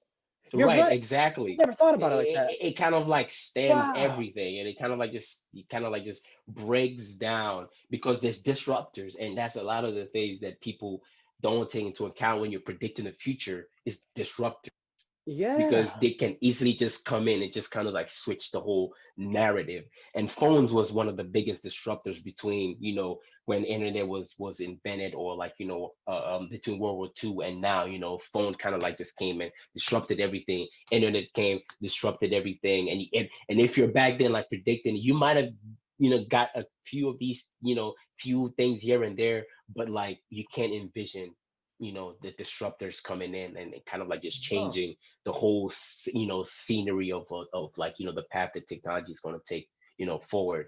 And so like it's kind of interesting to see these things play out, and like now we have these new sci-fi authors who are predicting what's going to be 50 years or 100 years now. Hmm. And I'm interested to see itching. how that's gonna play out Yep. because there's gonna be a disruptor that's just gonna come in, or these And get it things that are right. just Get it gonna like right. 80% right. Right. Yeah. It's but yeah, and what's going to happen when some of these big technologies that's not in the hands of the public yet, once it lands in the hands of the public, how are we going to take it and kind of like disperse it and make these things Yeah. of our own? And And so like, corrupt it. right, Yeah. just totally metamorphose it and turn it into something totally different. And so it's interesting to Yeah. see like how accurate they're going to be with their predictions, into the future and stuff like that. And it's gonna be fun to see. Um, Definitely. yeah, definitely. I'll tell you now, like, man, I never thought of that point. I would have told you that the reason that we don't have flying cars right now is because of the Hmm. greed of like fossil fuel companies, right? Because like Right. to me, that would be the main that to me that would be the disruptor. Because like you have because like I think we it's possible that we could have gotten to flying cars if we just like stayed on that path of like progressing cars. But Hmm. instead of what happened was that they went down the progression of profiting from cars, which is a way different deal. So instead of Yeah, like you're right. so instead of like going on and trying every year and making the best car, how can we reduce the what it's running on? Dimensions. Yeah, Yeah, how can we make it running on water, running on nothing, running on whatever? They were just like, nah, how can we make more money off this every year? money off of yeah, So yeah. instead of like progressing in that way, we progressed in the more like profit version. But I gotta Right. say, that's a very negative way of thinking about it. I like your way better because instead of blaming it on like this like faceless corporation that is like evil, it's more just Hmm. natural. It's like why Right. would you develop a flying car when you have a phone? Right. Like because You don't like we think were about talking it about, anymore. yeah, because like we were talking about these flying car concepts. When you read the stories that have them, they don't have a concept of like instant communication. No. The concept of flying car is what solved their idea of that. They're like, oh, well, Right. we can just fly there, but like Right. Exactly. they never thought of like a FaceTime. You know what I No. mean? Or Amazon.com. You can fucking buy something tonight. It'll be at your house Tonight tomorrow and then get morning. You exactly, know what I mean? delivery service, Yeah, delivery service just so instant, and yeah, to me now that you think, I think there is also that factor that you just talked about of, kind of like corporations just kind of like digging their nails into like, making the profit, because that is also very, very relevant in the technological tree of how we deal with cars. And at the same time too, we can like right now a flying car exists. It's been made. Like they are out there. Like the concept mhm. has already been made. They've built flying cars, but they just haven't put them on the road. It's like commercial. Like right. It's not commercial yet. And at some point, I'm guessing it's probably going to become a thing once they have tweaked it in a way that fits the narrative of how it Yep. plays into the social, into the social construct of how people use it. And I think that's what it lacks. And that's what these disruptors like came in and kind of like got their way with it, because they're like, phones make sense because, once you get a hold of them, you know exactly what you're going to do with them. And when it comes down to flying cars, it's like, well, it's tough because you have to think of traffic, you have to think of how you're going to make air traffic, are you going to train everybody to become a car pilot? There's so many things that comes with Self-driving. flying cars. What? Self-driving. You would have to like regulate Yeah, it you would by have, like yeah, stuff like that. exactly. Like exactly. And that technology is only just coming out, with self-driving cars and stuff like that. So it's a lot of the things that I feel like at the time when they envisioned, flying cars, they didn't take into consideration. And not only that, you had disruptors and you had the corporations, digging into their nails of, profiting off fossil fuels and stuff like that, and not really, extending their research into making cars more viable, as like as a technological, like, commodity and stuff like that. And so it's I think it's a little bit of everything. It's a little bit of everything. As you said, it's a little bit of your right of your concept of what you said with the corporations. It's a little bit of those disruptors, and a little bit of everything. So it's always interesting to see these things play out. Always Yeah, interesting. definitely. Yeah. Well, Definitely, definitely. bringing it back a little bit to Yeah. Ochin's Odyssey. All right. Um, you didn't really well, you might have mentioned it, but I don't know if I really caught it. Is the Mm-hmm. time frame of Ochin, like when Ochin prior to going into this mirror, is he living in current time frame? Like, does he live with iPhones? Is that idea Yes. prominent?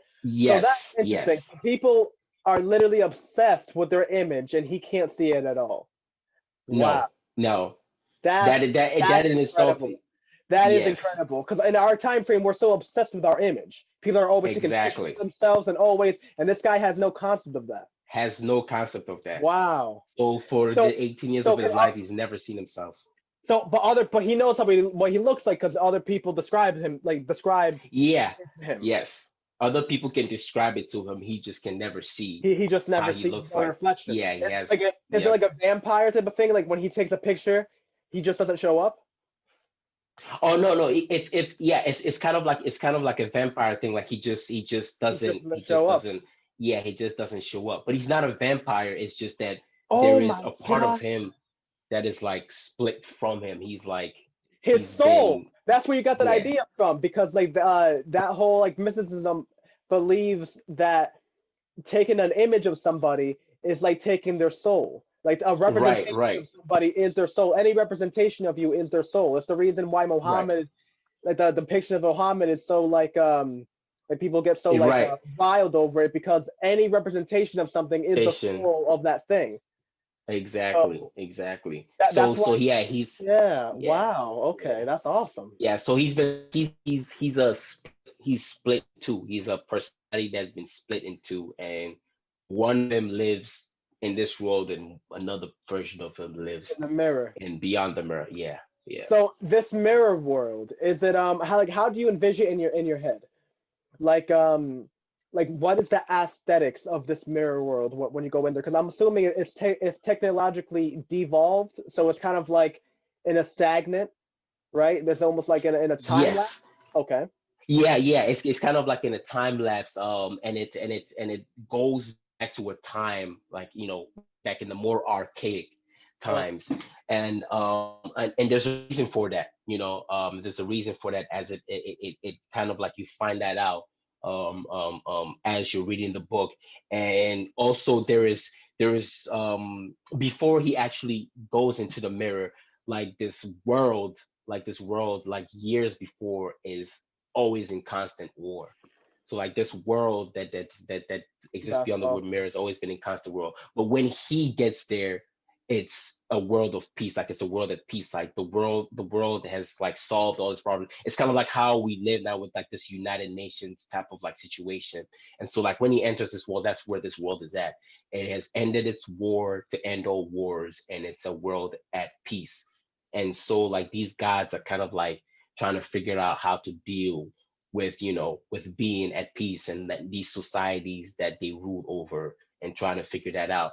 And be, and so like it's a strange world, because a lot of stories always it's this culmination towards war. Like usually like the stories, like for example like Lord of the Rings or Harry Potter, it's like the character starts at a point where it's peaceful, and then it kind of like there's this looming shadow that's coming, and then it kind of like turns into like this giant epic war at the end. Whereas in Ochin's Odyssey, I wanted to try a different approach where the world is at peace, and what is at conflict is something that is a nuance, it's something totally different, it's something behind the scenes that never really culminates into this like this giant brutal like this war of like, oh, this nation is fighting this nation. No, there's just something that's very subtle about peace that I wanted to explore. Just like how this world, and a lot of the spiritually comes from like how we are in this world now, whether it's this United Nations and stuff like that, and this global effect. And I wanted to, I always find it fascinating how we deal with peace, and to me that was like very fascinating. And so in this world, I wanted to explore that. I wanted to explore how this world deals with peace, and what are the nuances, what are the new battlegrounds that you have to face when your world is in total peace. And what are the new battlegrounds? Like the mind becomes a more prominent thing because you've put the sword down. You're no longer fighting against other nations.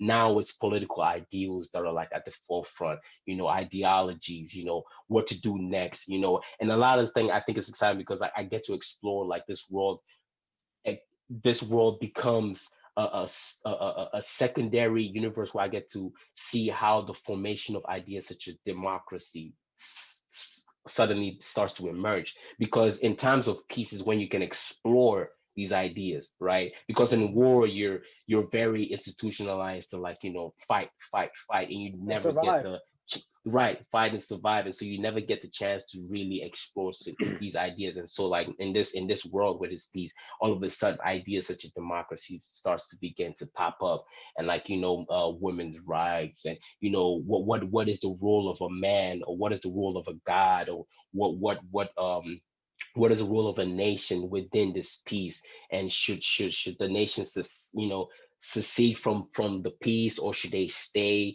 or should they maintain this peace, or should we hand over all this power to this council that presides over this peace? How that council is going to deal with it. Are they going to encroach over these nations, or are they going to just kind of like garner all this power that has been given to them, and kind of like become a autocracy of its own, and kind of like rule this piece, and so like that's the kind of like nuances that I wanted to explore in this world, as Ochin is kind of like going through this odyssey that he's in.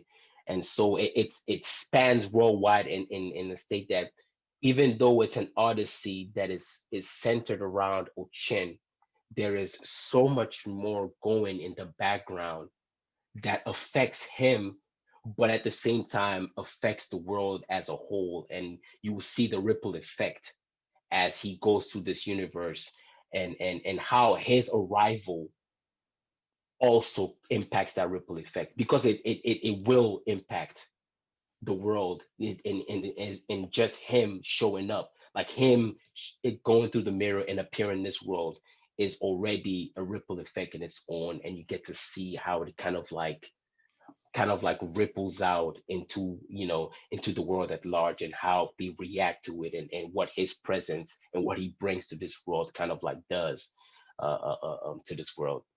And it's interesting because you will see what I mean when I say the ripple effect, because there are things that he will bring with them that is going to cause the disturbances, Yeah, like how we're talking about when it comes to technology and stuff like that. I also yeah. explore that idea, and that idea is very central to what happens in that world, because like, well, what happens when you bring something into this world that is not familiar with it, and how it impacts that world, and how people take it and use it, and make something out of it. So you'll see it as the story goes in Ochin's Odyssey, and how that idea kind of like gets explored. I am sold. Ochin's Odyssey, people. You got to pick this shit up. It's on. Where can people find it? Amazon, right? Yeah, Amazon. It's on Amazon right now, only on Amazon. Amazon Ochin's Odyssey. Can you spell it? Spell it for the folks listening on. Um, Ochin, Okyin apostrophe S space Odyssey. Okay, And I'll then have. the subtitle is In the Eye of the Sahara. So Chin's Odyssey, and the subtitle is In the Eye of the Sahara, which is the first episode, first installment to Ochin's Odyssey. Yeah, so make sure to Google it out, find it wherever you can. Amazon, find it on animateworks.com. This is the shit. I see a good career in here. I'm excited. I'm excited for episode 2, episode 3. You have any names Oh coming man. up? What do you got? So the I next hate names. installment. I Oh hate man. names. It's the thing that I hate the most, because it's like you have this awesome idea, and then you think of a name of it, and the name never feels like it's as powerful as the idea. You know what I mean? Right, right, right, Like it right. feels It's one of stupid. those It's like, things you oh have to. man, I have this thing. And what's it called? No, it's called Allegory of the End, and be like, oh yeah, I'll talk to you. It's like, no, no, no, but it's really cool. There's aliens. This is just saying, this aliens, man, come back, come back. The Come on. yeah, it's funny because like I went through a lot of names before I ended up with what like Ochin's Odyssey was always like I always knew it's gonna be Ochin something Yeah. and then it ended up being Ochin's Odyssey, and then in the Eye of the Sahara came kind of like later because I cycled through so many names and I finally settled with that. I was like I think that fits the story at large and what it's going for as the first episode sets in. So for the second episode, I want to tell you, but I can't because No, no, no, no, to no, no, tell you no, the no. name, yeah, to tell you the name of the next episode will be to It will spoil it be a for you. spoiler. No, no, no, no, Yeah, it don't will tell be a me. Don't spoiler tell in me. itself, Don't tell me. Don't So tell me. I'm gonna keep that one. I'm gonna keep that one to myself. Yeah, I'm gonna don't keep tell that me. one Don't to tell me. myself for now. Yeah, yeah, yeah, Don't tell yeah. me. So I'm gonna Uh, keep that one. I'm gonna keep that all right. one. Let's do something real quick. I'm All gonna right. share my screen now. I'm gonna go to your Yeah. website. Do you mind? Okay. All right. So you can see this, right? Yes, I can see it. Yep, clear. Oh, can you? So this is your website, by the way, Yep. for the people like listening on. This is the Animate website, animateworks.com. Yep. This is Okin's Odyssey and the Eye of Sahara, as he just talked about. The story synopsis. Like I said, very cool website, beautifully put together. It actually inspired me. I want to do this with my book now, just because it actually really inspired me with it. It's really well put together. But Thank you. Thank you. yeah, of course. I mean, especially knowing that you actually did the art yourself. I mean, crazy. So, Yeah. do you mind kind of annotating some of these pictures? Of course. Of course. Okay. So what do we have here? So these are the animal of the gods, and these are the emblems that they carry. So each god, this is what they represent. So right here, the first one you have Shango. So he is the lightning and storm god. He's kind of like the equivalent of Thor in African mythology. Mm. So he's Shango, and he comes from the Yoruba mythology. Ikenga he is the ram god, and he's the god of prosperity. And yeah, so he's a god of prosperity and wealth, and pretty much that is his primal feature. And then next you got Yamoja. She is the deity of water and sound, water and sound, and Wow. that is her primal features. And to the next one you have Aribati, which is he is the god of nature and all natural things. So he's the god of beasts and nature. um, and he is also the god that presides over a tribe or a nation of pretty much pygmy like human beings. Mm. Um, yeah, so they kind of like dwarves, sort of like they're very stunted in height and everything, but they're very skilled in nature and knowing how to deal with animals and stuff like that. Hunter gatherers. Um, yeah, pretty much. Um, and below that you have the snake god Ninsiku. So he is pretty much the opposer. He is the one that once upon a time all these gods pretty much fought like a constant war against. And in this story too, he is called the defeated god because he is the one that they had to defeat to get this world to where it needs to be in this peaceful kind of like situation. So he's the snake god, and he is the god of Moria, which is the ring city, and you will find out later what that represents in the story. And then to his right you have Eshu, and he is going to be one of the major players in the story. He is a chameleon god, and he is a shapeshifter, um, and he will cause a lot of problems to the main character as you read to because he actually you see him he kind of like shows up at the beginning of the story, so it's not a spoiler or anything. Like he comes out right away of the Mm. gate, like he's just one of those things that are just constantly going to nag at at the main character, and he's a very very important part of the story. And to his right, you have Anansi. He is, of course, the spider god Mm. of stories, and he's also a trickster god. Um, and his role is kind of like he's kind of like a Gandalf, but not as white, not as a clear cut. He is not as like as just like I know straightforward. exactly what you're talking Yeah, about. he's not a straightforward character. He has his own moral ambiguities and nuances and what he wants to do and stuff like that. So you'll find that out too as you read. And then to your right, you have Mafdet, which is from the Egyptian mythology, and she is the goddess of cats and mongoose and meerkats, and she's also a very important part of the story. Especially the more you go into the past, you will find out, what she represents and stuff like that. And she's also very instrumental to the story. And below that, you have the adiabatic diagram, which is pretty much the diagram of the magic system that rules that world.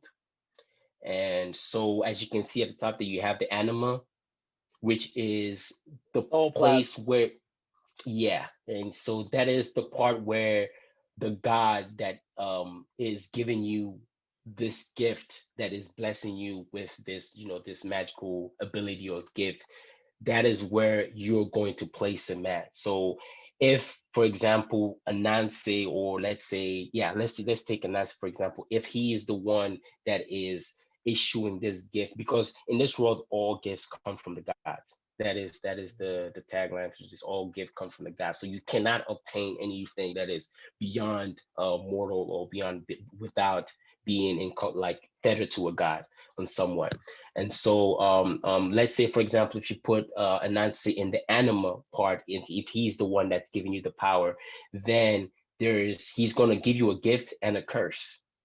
So the anima part is what you're going to be tethered to. So as a mortal being, the anima is going to show you who you're tethered to. So as the anima, I'm going to be tethered to Anansi, and he's going to give me a gift and a curse. So you cannot have one without the other. So you cannot have a gift without having a curse. One comes with the other, and that's the Yin price you yang. have to pay. Yeah. And so on the next page, you will see the gift and the curses. It will show you like a list of the gifts and the curses. Yeah. So right there, you will see all these are most of them. Most of the gifts and the curses. So like these are just symbols, and you can slot them either in the gift or the curse. So they can be either or, so let's say, for example, you slot in the akofena, which is the two machetes crossing each other. Yeah, so if you slot it in the gift, it will give you pretty much strength, like you will become super super strong. But if you put it in the curse as well, it'll also make you weak. Hmm. And so Okay. you can put two different. So for example, you can give the person the akofena, which is the strength, as a gift, and you can give them the ladder of mortality as a curse. And the curse of getting that gift is it's going to seep away at his life. So that's the price he's Oh, going to have to okay. pay. That's awesome. Yeah, so it can Ah. slide in. Yeah, so it can slide in whichever one you want, and you kind of like the guys will kind of like Holy shit. will choose whatever it is that they want to give to you, and they'll give you a gift, and then they'll give you a curse, and the curse will inform what you're gonna pay, and the gift is gonna inform what you're gonna pay. I mean, what you're gonna get. Dude, do you know how much combinations that are? That's Yeah, that's 18 what I'm to the saying. Yeah, power the of combinations is 18. crazy. That's like, dude, that's like billions. That's insane. The combinations are crazy. So you can the gods can like they can do so much with it Yeah, with what they wow. can give you. And all these symbols, like I didn't create these symbols. These are actually like symbols of the Ashanti symbols from Ghana. So Hell like yeah. these are actual symbols that actually exist. I just took the idea, the concept of it, and kind of like gave it a magic, a kind of like a principle to it, and like a magic system to it that kind of like works in the world kind of like situation. And so I thought it was very fun, and that was one of the things that I wanted to explore because I thought these symbols were, they were super awesome, like, these things that have these annotations to them and what they do. But I felt like it would be cool if it had like some kind of like real, like consequence to the magic, like as you are using them um um into this magic system. Now, And so that's the map. yeah, now we're looking at the map. Wow, this is very detailed, really cool. You made this too, huh? Yeah, Kudos, man. thanks. Yeah, it's really cool. I love Thank and you. I love the artwork, like the style too. It's so like it's so stagnant. Like your style Yeah, goes through everything. That's yeah, that's awesome. yeah. I wanted a map that was like more symbolic than representative. I didn't want like one of those maps that just kind of like No, well, you did both. Let have me tell you, you accomplished both hella well. Thank you, thank you, thank you. And that's what I wanted. I wanted to be able to come like, make sure that I'm getting the point across, like the visuals across, that if you look at it, you're seeing what what you needed to see in order to convey, the story as it's going forward. Yeah, that's all. That's incredible, incredible. Could you describe this a little bit? What's going on All here? right, yeah. So this is the fighting. This is the art. It's like the martial art of that world that dominates that world. It's kind of like the kung fu of that world. And everybody in Wow. that world, to become proficient in fighting, you have to understand the art of Intokwa. And Intokwa back home means pretty much, it means fighting, battle. It means battle in the native language of Tree. And so I thought that was cool, and so I incorporated in the fighting, and I created like, six element stances that embody how you fight and how you represent yourself in these stances as you're fighting. And so you have three levels, kind of like goes in the pyramid. And so at the bottom level, you have the rudimentary stances, which is the base Oh, elements. wow. Yeah, so which is like Now I get fire, yeah, which is fire, earth, and water. And so they each represent, different aspects of how you fight. And of course, earth is defense. So that's the defensive stance. So once you're in earth stance, it's kind of hard to break somebody down if they have a good, a good earth stance, And so like if you really want to be, one of those like people who, defensive stuff, well, you have to learn the earth stance. And you have the fire stance, which is very volatile, which is attack, attack, attack, attack, no defense, just straight attack. Like if somebody is in fire stance, just know he's coming for you, and that's what I want. And with the water stances, because water's fluid, and so like it's very elusive, you kind of like dodging and kind of like moving away from the opponent, kind of like, trying to avoid the opponent in a very like, a swift kind of like manner, make sure you're dancing around, and and that's kind of like the water stance. It's like kind of like tire down the opponent by just kind of like using his own, strength against them as you're trying to like dodge away from him. And then above that you have the more I would say specialized stances, which takes a longer to learn, which will be the lightning stance, which is it uses pressure strikes. So you attack somebody by hitting them in the pressure points, like the temple. So it's very precise. Like somebody who knows lightning stance knows exactly where to hit you to debilitate you. And so if somebody strikes the lightning stance, just know you're almost screwed Mm. unless you're really good. These guys who know lightning stances are pretty dope. And the air stance is just somebody who you almost cannot touch because that's air, right? You can't touch because it's so Yeah. like it's just, yeah. So that person's very elusive. He's so fast. He moves like the wind. He's just going, going, going. It's hard to keep up with him. And that's one of those people you meet in the battlefield. Somebody who knows air stance. You're like, oh God, that's a problem. And if you're a slow fighter, you're kind of like screwed. Yeah. And at the top, which is the top of the pyramid, is storm stance, and that is somebody who has mastered everything.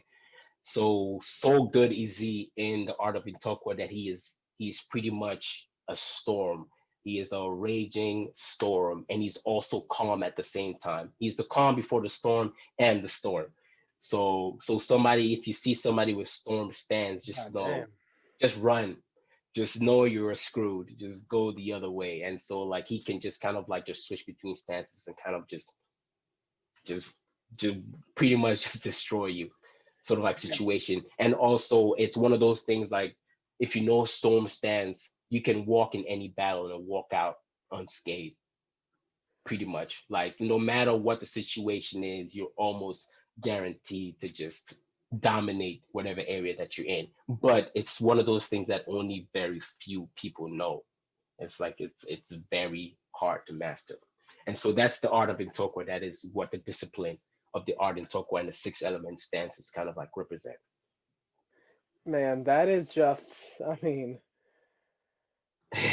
oh, first of all, the idea is insane. I love this whole the whole like deep thing of it. I actually did the same with like with my book. I have like these graphics being like commissioned so that except that I made mine more like blueprint designed. Um, Uh-huh. it's kind of like it's kind of like you're literally in the world. So let's say like the you're going through you just finished a chapter, and then in between the Uh-huh. chapter, between the one you just finished and the next one, there's like a page, and that page will be like an ad, describing Oh, that's this, dope. yeah, describing like, the thing that you just read about. So like, let's say that you'll read it, and like a character mentions like, oh, I just got a hub site for my birthday, and then the ad right after that will be And the then hub, the ad, yeah, yeah, and then that it's is like dope. It kind of reminds me of Attack on Titan. I don't know if you ever yes, seen Attack on I Titan. quoted that Yeah, specifically as my inspiration because I remember yep, I would have to pause the screen. I would be like, "Yo, what the fuck is that?" And like I'd have yeah, to go into it. exactly, It just got me exactly, so into the story. And I remember as I was like reading that, exactly. I was like, "Wait a minute, I have to produce this because that's what Yeah, it you is. know It is that genius. feeling of like, oh yeah, what is that?" And just like getting so into it. That's what made like, dude, I'm telling you, I think back on those like those blueprints from Attack on Titan, like when I close my eyes. Right. It Yeah, pops into my you can head. just imagine that. You Yeah, can just visualize it. It at sticks any with you. point. So like my idea was basically, I mean, it's the same thing that you have here. It's like no matter Right. how much I forget about the story, these images You are in can my head. always, yeah, exactly. They I'm stick gonna with have you. that icon of Anasi in my brain no matter what. I close my Right. eyes and see it. Genius. I think Yep. that's awesome. And two, Yeah. you're a fucking good writer. You said two things so far in this in this podcast that have stuck with me hard. You said that you described the trees of technology. That's an awesome Uh-huh. vision. Like that Yeah. technology branches off at the branches of a tree. Beautiful. Yep. And then you said that not only are they the calm before the storm, they are the storm. Yo, that's a tagline. Tagline. That's a tagline. Thank you, man. Thank That's a you. hell of a Bars. quote. If somebody, yeah, bars, exactly. Somebody tells me that, I'd be like, Bars. yo, chill. Nah, I don't want the smoke. I don't want the smoke. Chill, chill, chill, chill, chill, chill. Nah, Debo, I'm good. I'm good. I'm good. you, I'm you good. stay I'm over good. there. You stay over there. Um, so real quick, this is your Instagram, so people that can Yes. follow you S Animito Yes. and Animado. Yes. And here is one of your characters. You want to describe this one? Yes. So she is one of she's a major character. Like most of all these characters that I draw are as cast stars are all major characters, and she is a very smart, high IQ priestess. She works in a shrine. She works in a shrine in one of the big cities, and the Ram God, the nation that he kind of like is a deity over. She is part of that nation, and she works at the shrine. And she is extremely smart, and she's kind of like looking to like make her way up into the world. Like she's trying to like just level up, level up, level up, and kind of like she's like got that feminist like like I want to be the best. Like it's just a male dominated society. I want to show these people what I am and what I can do, and so like she would do whatever it takes to get there. And so she's like one of those people. She's very driven. Like she's very, very driven, and she's very smart, and she will stop at nothing to get where she wants to be. and she's also very beautiful too as well. Like she has the physical attributes which also kind of like just make her a triple threat, almost like kind of like almost unstoppable. Not only she's smart, she's also very physically attractive, and she's driven. And so she's one of those characters that's just like you got to watch out for her. It's like, it's just a obstacle that is just, yeah, it's just, you either gotta like stop and walk away, or you gotta try to hop over it, but good luck with that. It's just Yeah. it's one of those things. So that's her character. She's a very smart priestess.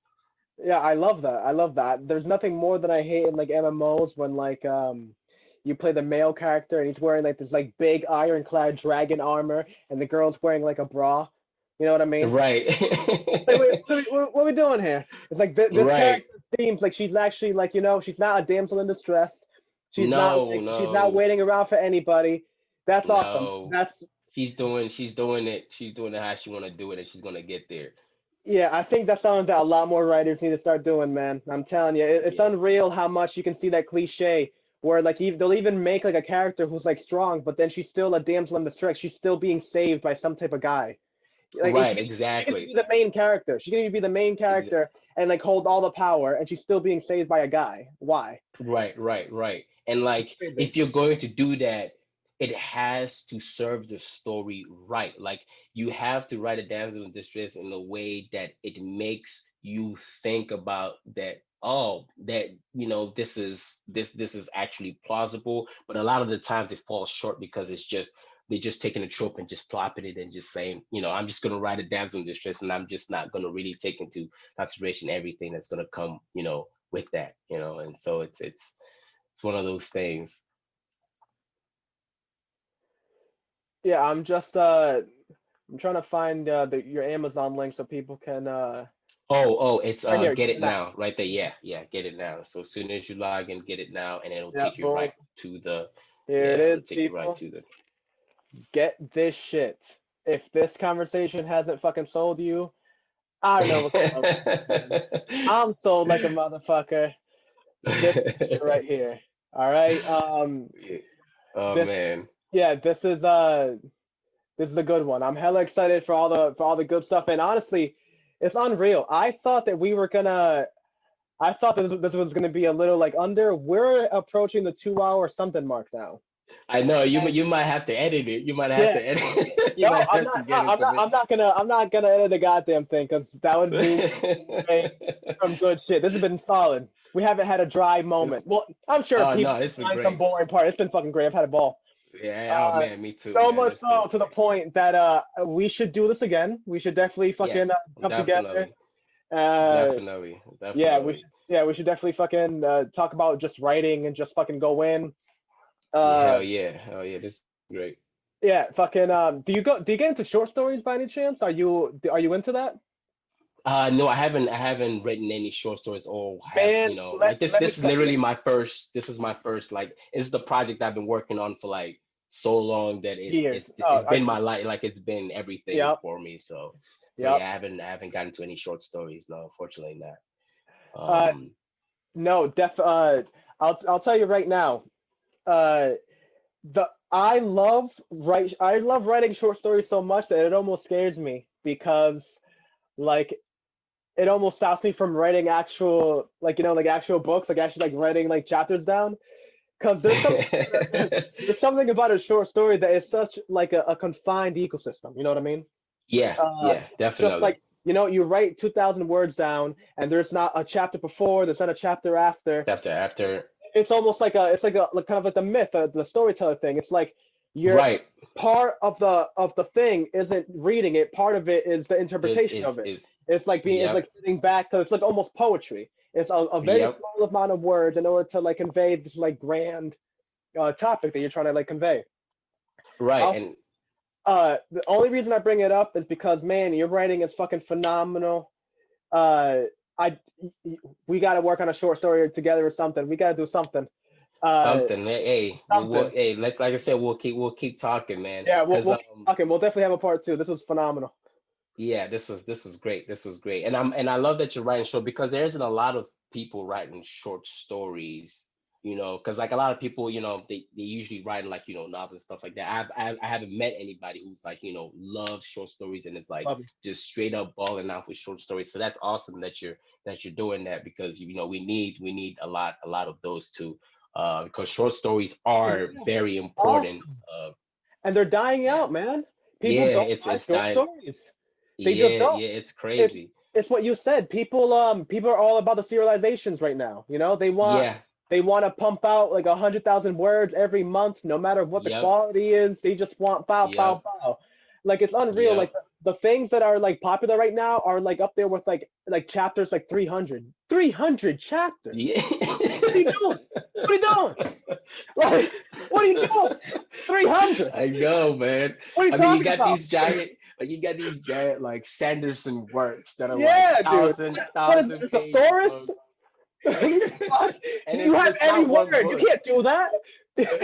You have every word in there. You can't do that. Yo, it's like writing Bibles, man. They got Yeah, like man. Bibles. You It's like can't do that. You can't do that. You crazy. gotta It's relax, crazy. It's man. crazy. It's Uh, crazy. Yeah. and and Oh, and that's the reason I love short stories, because it's the opposite. It's like instead yeah. of reading, 4 pages on like the details of a grass blade in like this like troll universe that people love writing about. It's Right. like, you get like one sentence that like Right. encapsulates this entire character's life. You know what I mean? Exactly. And You and know? and and, and it's one of those things where short stories allow you to narrow down on a certain particular concept and theme and then really hit at it. And if it hits right, the impact it leaves is just just in that. And not, the more you go back, the more writers used to do that. You have, like, for example, Isaac Asimov used to write a lot of Yeah. short, and that's how a lot of his short stories turned into the big The great. stories that Yeah. that became, I yeah, Robot. yeah, exactly. so Last so like he question. was. One of my favorites. You ever read that one? The last question. No, I have not read the last question. Mm, is it that's the is it one. crazy? Oh my God, that's the one. I recommend it highly. I remember my friend showed it to me, like and it truly changed like my philosophy on life. I know that sounds so like fucking like such a fanboy, but like the way that he put it together, Hmm. it made me think of like evolution, like human evolution in such a different way. It inspired me, it inspired a lot of my writing. Just like Yeah, that one little short story. I think that's why, now that I think yeah. about it, why I like short stories so much. Like it that one little tidbit, to this day it fills my imagination, fills it, because it's just like, Yeah, instead of going so deep in a conversation, he just mentions it, he grazes the idea, and you have to fill in all the you have gaps. to fill in. Yeah, that's what You a know what I short mean? good short story does, man. It Yeah. allows you to just kind of like go into there and kind of like fill it out itself, and like kind of Ah, like just create the vision that he, not necessarily he's trying to put in your head, but what he wants you to kind of like dive into it and give your own interpretation to it. Sometimes kind of like how we were saying with like the how a storyteller was a conversation between not only the guy telling the story, but also the audience itself too, is a feedback, interpreting. like in Yeah. short, yeah, exactly. And short story allows you to, to give that feedback with your own imagination and stuff like that, especially a great short story. So yeah, I've read a couple of short stories, and I need to read more. That's what needs to happen, because I love short stories as well too, because I'm a concept guy, and I definitely need to get into more short stories, and I will check up on the last question as well, No, because I I love recommend Isaac it. Asimov I recommend already, it. and I'm finishing off the Foundation series, because I just finished the first book, so I'm about to get into the second book of his. So I'm gonna keep reading more, because he has a lot of short stories. So I'm just gonna keep reading a lot of Isaac Asimov stuff. So yeah, so Yeah. far I love the way he writes. It's probably one of my favorite sci-fi books that I read besides Dune. Dune was the one of like Dune was just, I read Dune and it was just, oh my God, I was like, this is great. But yeah, Isaac Asimov does that same job with Foundation for me, where I just read it, I was like, damn, this is he Church. kills it. He kills it. He kills Nah, it. Hitchhiker's Guide to the Galaxy was mine. just like the brevity on that. In 200 pages, this dude takes you around the universe and back. 200 pages. 200 pages. 200 pages. That's skill right there. That's That's skill. skill right there. Dude, That's skill. skill. All That's right. That skill. like to me, that is That's skill. insane. 200 pages. Like I think about 6,500, 65,000 words. Nothing. I can. I remember I knocked out that book, no bullshit, in about 2.5 hours. Just. We're just And it takes you around the universe. the Like you go universe everywhere. and back. You do everything. You I do mean, everything. that's why it's staying power. It's so good. You know, books like Yeah. that just have just great staying power because Uh, he narrowed it down and the editing and just picking out exactly what you need to say and not more, not less it's is poetry. so fundamental to editing, and that's it's like a lot of writers don't do that these days. They just kind of like put it in like I'm gonna just Put put it out. everything in and I'm gonna Yeah. just describe everything. I'm gonna just put everything, which is cool, It's but cool. at the same time you're missing out on being able to like strengthen certain things by just telling just enough that it leaves a lasting impression once you've read that and kind of like just boom, just a Hemingway. You got a Hemingway, you got a Exactly. Hemingway it. The You got a iceberg. Hemingway it. The iceberg. Yeah, You know what I man. mean? You know, show a Yeah, little bit and exactly. then A everything little can be bit and underneath. everything. Yeah, Yeah. exactly. I mean, it's Exactly. honestly exactly how you said it. That like again, I'm loving the way you say certain things. But it's just like it's conceptualizing like things perfectly. But like it's how you said. It's not just the storyteller's thing, but it's the interpretation. The problem is Right. when you describe everything is that you put everything on your side of it, On the and there's nothing for the exactly. storyteller to be like, oh, okay, because you just said Right. everything. So like when Right. you write a story like that, the only thing that the audience can go back on is be like, oh, I liked it. You can't Right. sit back and be like, oh, what do you think he meant when he said that part? There's no question Right. about that because you literally wrote what he thought. You Right. wrote what he Exactly. said. Like he You wrote. wrote what he Yeah. thought. You wrote what his friends thought about it. Like there's no interpretation. Exactly. You lay Exactly. you lay everything Exactly. out. Right. Right. And that in itself has become the modular type of writing that It's goes Kim on. Like Kardashian very. shit. It's It's reality yeah. show. Like It's you're very showing girls modern.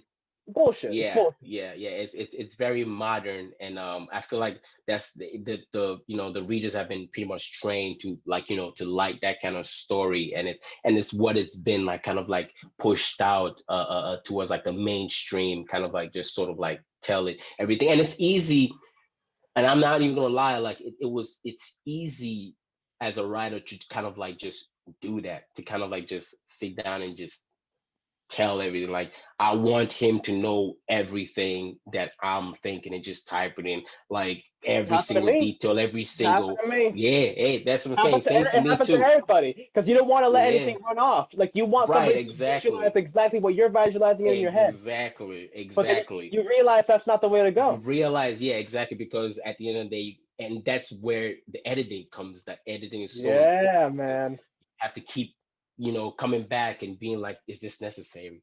Is this needed? Do I need to trim this? Do I need to do this? And like I can tell you how many times like I rewrote, wrote, edited, just oh my God, Felt just awesome over about and it 2 months over. later. What the fuck is this? I'm Right. a writer. You're like, oh my God, throw it, What I want to throw do it with in my life? there. Start crying in the mirror. God damn it! Right. You're like, oh my God, You man, don't see what your is this? reflection. Oh shit. Right. Oh shit. Oh Okay. shit. Oh man, and Oh it's man. yeah, it's just one of those things. It just takes time, to just kind of like know what to say and kind of like just be able to like leave it that way and be like, this is exactly what needs to be said, not more, not less, and then walk away from it. And then but at the end of the day, it's never gonna be perfect because you are gonna bleed in those things where you're just gonna sit there and give descriptions and You try have to to. like yeah, yeah. So it's tough. It's tough to balance those things It's a out. dance. But yeah, yeah, it's definitely a dance. And but especially nowadays, people are going crazy in the dance. It's just a lot of just a lot of words, a lot of things, and sometimes it's good. Sometimes it's just you wish you didn't have to hear everything, Yeah. but it is what it is. It is what it is. But we still enjoy those books. Like I said, got the Hell yeah. Sandersons and all those people. Their books are still. Oh man, the stories they tell is great. This is so like it's great. I mean, the 1,000 pages of it after you're just like, oh my god, that's a different kind of journey. It ain't no Hitchhiker's Guide. No, this is a whole nother. It's a whole nother kind Or of Game of journey. This is Thrones, another one. You're like, all right, dude, I get it. They were fucking. She had nice tits, okay. Yeah, I he's got get his it. own I set of get problems. He's it. got his own set of problems going on there, George R. Martin, man. He's Yeah, got his but own again, set of it's like, problems. but again, it's like, well, it's a weird thing. It's the reason that I want to make this podcast because, like, for whatever reason, people have this like weird idea that like success is like oxygen. That like if one person Mhm. takes up success, another person can't have it. But that's like Right. dumb. You know what I mean? No, Like, yeah, it is. like you have to appreciate. Like, if you're a writer and you want to be, you gotta appreciate writing, dude. I saw your writing and I was like, yeah, this shit's dope. I want to talk to this dude for no other reason than like to to like talk about writing. You know what I mean? And Right. just like promote each other and like Right, exactly. That's what it's it's about. weird. It's a Yeah, community. yeah, it's We weird that Reddit it. yeah we We're read going to it. Reddit. Yeah, Yeah, we it's Reddit weird that like it. people really like make a sign and go like, oh no, fantasy long prose is the way to go and that's it. Or like nah, brevity and like Hitchhiker's And Guide is the only way. It's like, bro, we can all exist. We can all be happy here. right, We right, live right. in a thing. Exactly, exactly. We live in a world where Netflix will drop a fucking 20 hours of a season on Friday, and by Monday people are like, yo, what the fuck? Where's my shit? Where's more? Right, What's season two? right. What are we doing here? Season 2, let's go. Let's go. All Let's right, we go. live we live in a world of constant, just like content vultures. You know what I Yeah. mean? The Yeah, it idea that is. like It one is. person can exist and one person can't. It's like, nah, dude, we can all be happy here. You can read Right. Ocean. Oh yeah. You can read Ocean's Odyssey out today. Amazon, go get it. And right Hey. after that, and right after that, go pick up Allegory. Or right after that, go pick up fucking Hunger Games. You know what I mean? Right. We can all live here. Yes. Oh We can yeah, all oh do yeah, this. and it's a beautiful like world of just just writing and fiction and just works that are coming out that are just amazing because of like with especially with the explosion of Amazon and the Definitely. democratization of just being able to write and being able to self-publish. Like Yeah. I know that that's a conversation that's big right now of just like how that's allowed writers like me and just everybody to just kind of like be able to like, hey, I have this and I want to put it out and not go through the gatekeepers and stuff like that. It's really dope. Yeah. It has opened the floodgates to be able to like read and reach a wide audience of people that just love And stories. and the community. I love the idea that like as we grow in popularity, people can, like we put our Reddit name up. Someone can talk to us immediately. If somebody has an Right, idea or like be like, hey man, I really liked that character, they can we're three right. seconds away. That was Exactly. It's something we could do crazy. with Stephen King. You know what I mean? And Right, I love that. I mean, obviously we're doing a whole podcast of it. I love just talking about right, writing and just like philosophizing right. over like how other people write things like that, dude. I'll take that conversation any day of the week. Any day of the week. Any Any day, day of the week. any You day. can wake me up from a stupor. I'll be like, yeah, what's up? We'll talk about it. I'll give you Yeah, 20 let's go. Let's do it. Let's yeah, let's. minutes. You know what I mean? I love it. I love it. uh, Like, you know what I mean? yeah, Uh, man, it's great. It's a great place to be in the writing world and just just books and stories in general. It's just amazing. I mean, it's I don't even know how to explain it. Just is, and so it's awesome, man. It's awesome that like I said, like it's awesome that we can just you know have this podcast just off of just being Reddit and just just being able to like connect that way and just talking shit. just write Yeah. just instant. It's crazy. It's crazy world. It's crazy world. It's awesome. Yeah. It's actually It's awesome. absolutely crazy. Yeah. Well, we are hitting, yep, the 2.5 hour mark. So All right. where can people find you? What is let's go again with the social medias. All right. So got Twitter. At Animate Works is my handle. You can find me on Instagram as Anim Addo. And you can find me on Facebook, Samuel, first name, last name, Anim, Addo, and then, website, www.animateworks.com. There you can, it's kind of like, that's where the base is at right now. So if you go there, you get, everything that you need, is right there. And then the links to the buy and everything is kind of like there. So if you want everything in one, just go to the website, and it'll take you anywhere you need to go, to all my social media.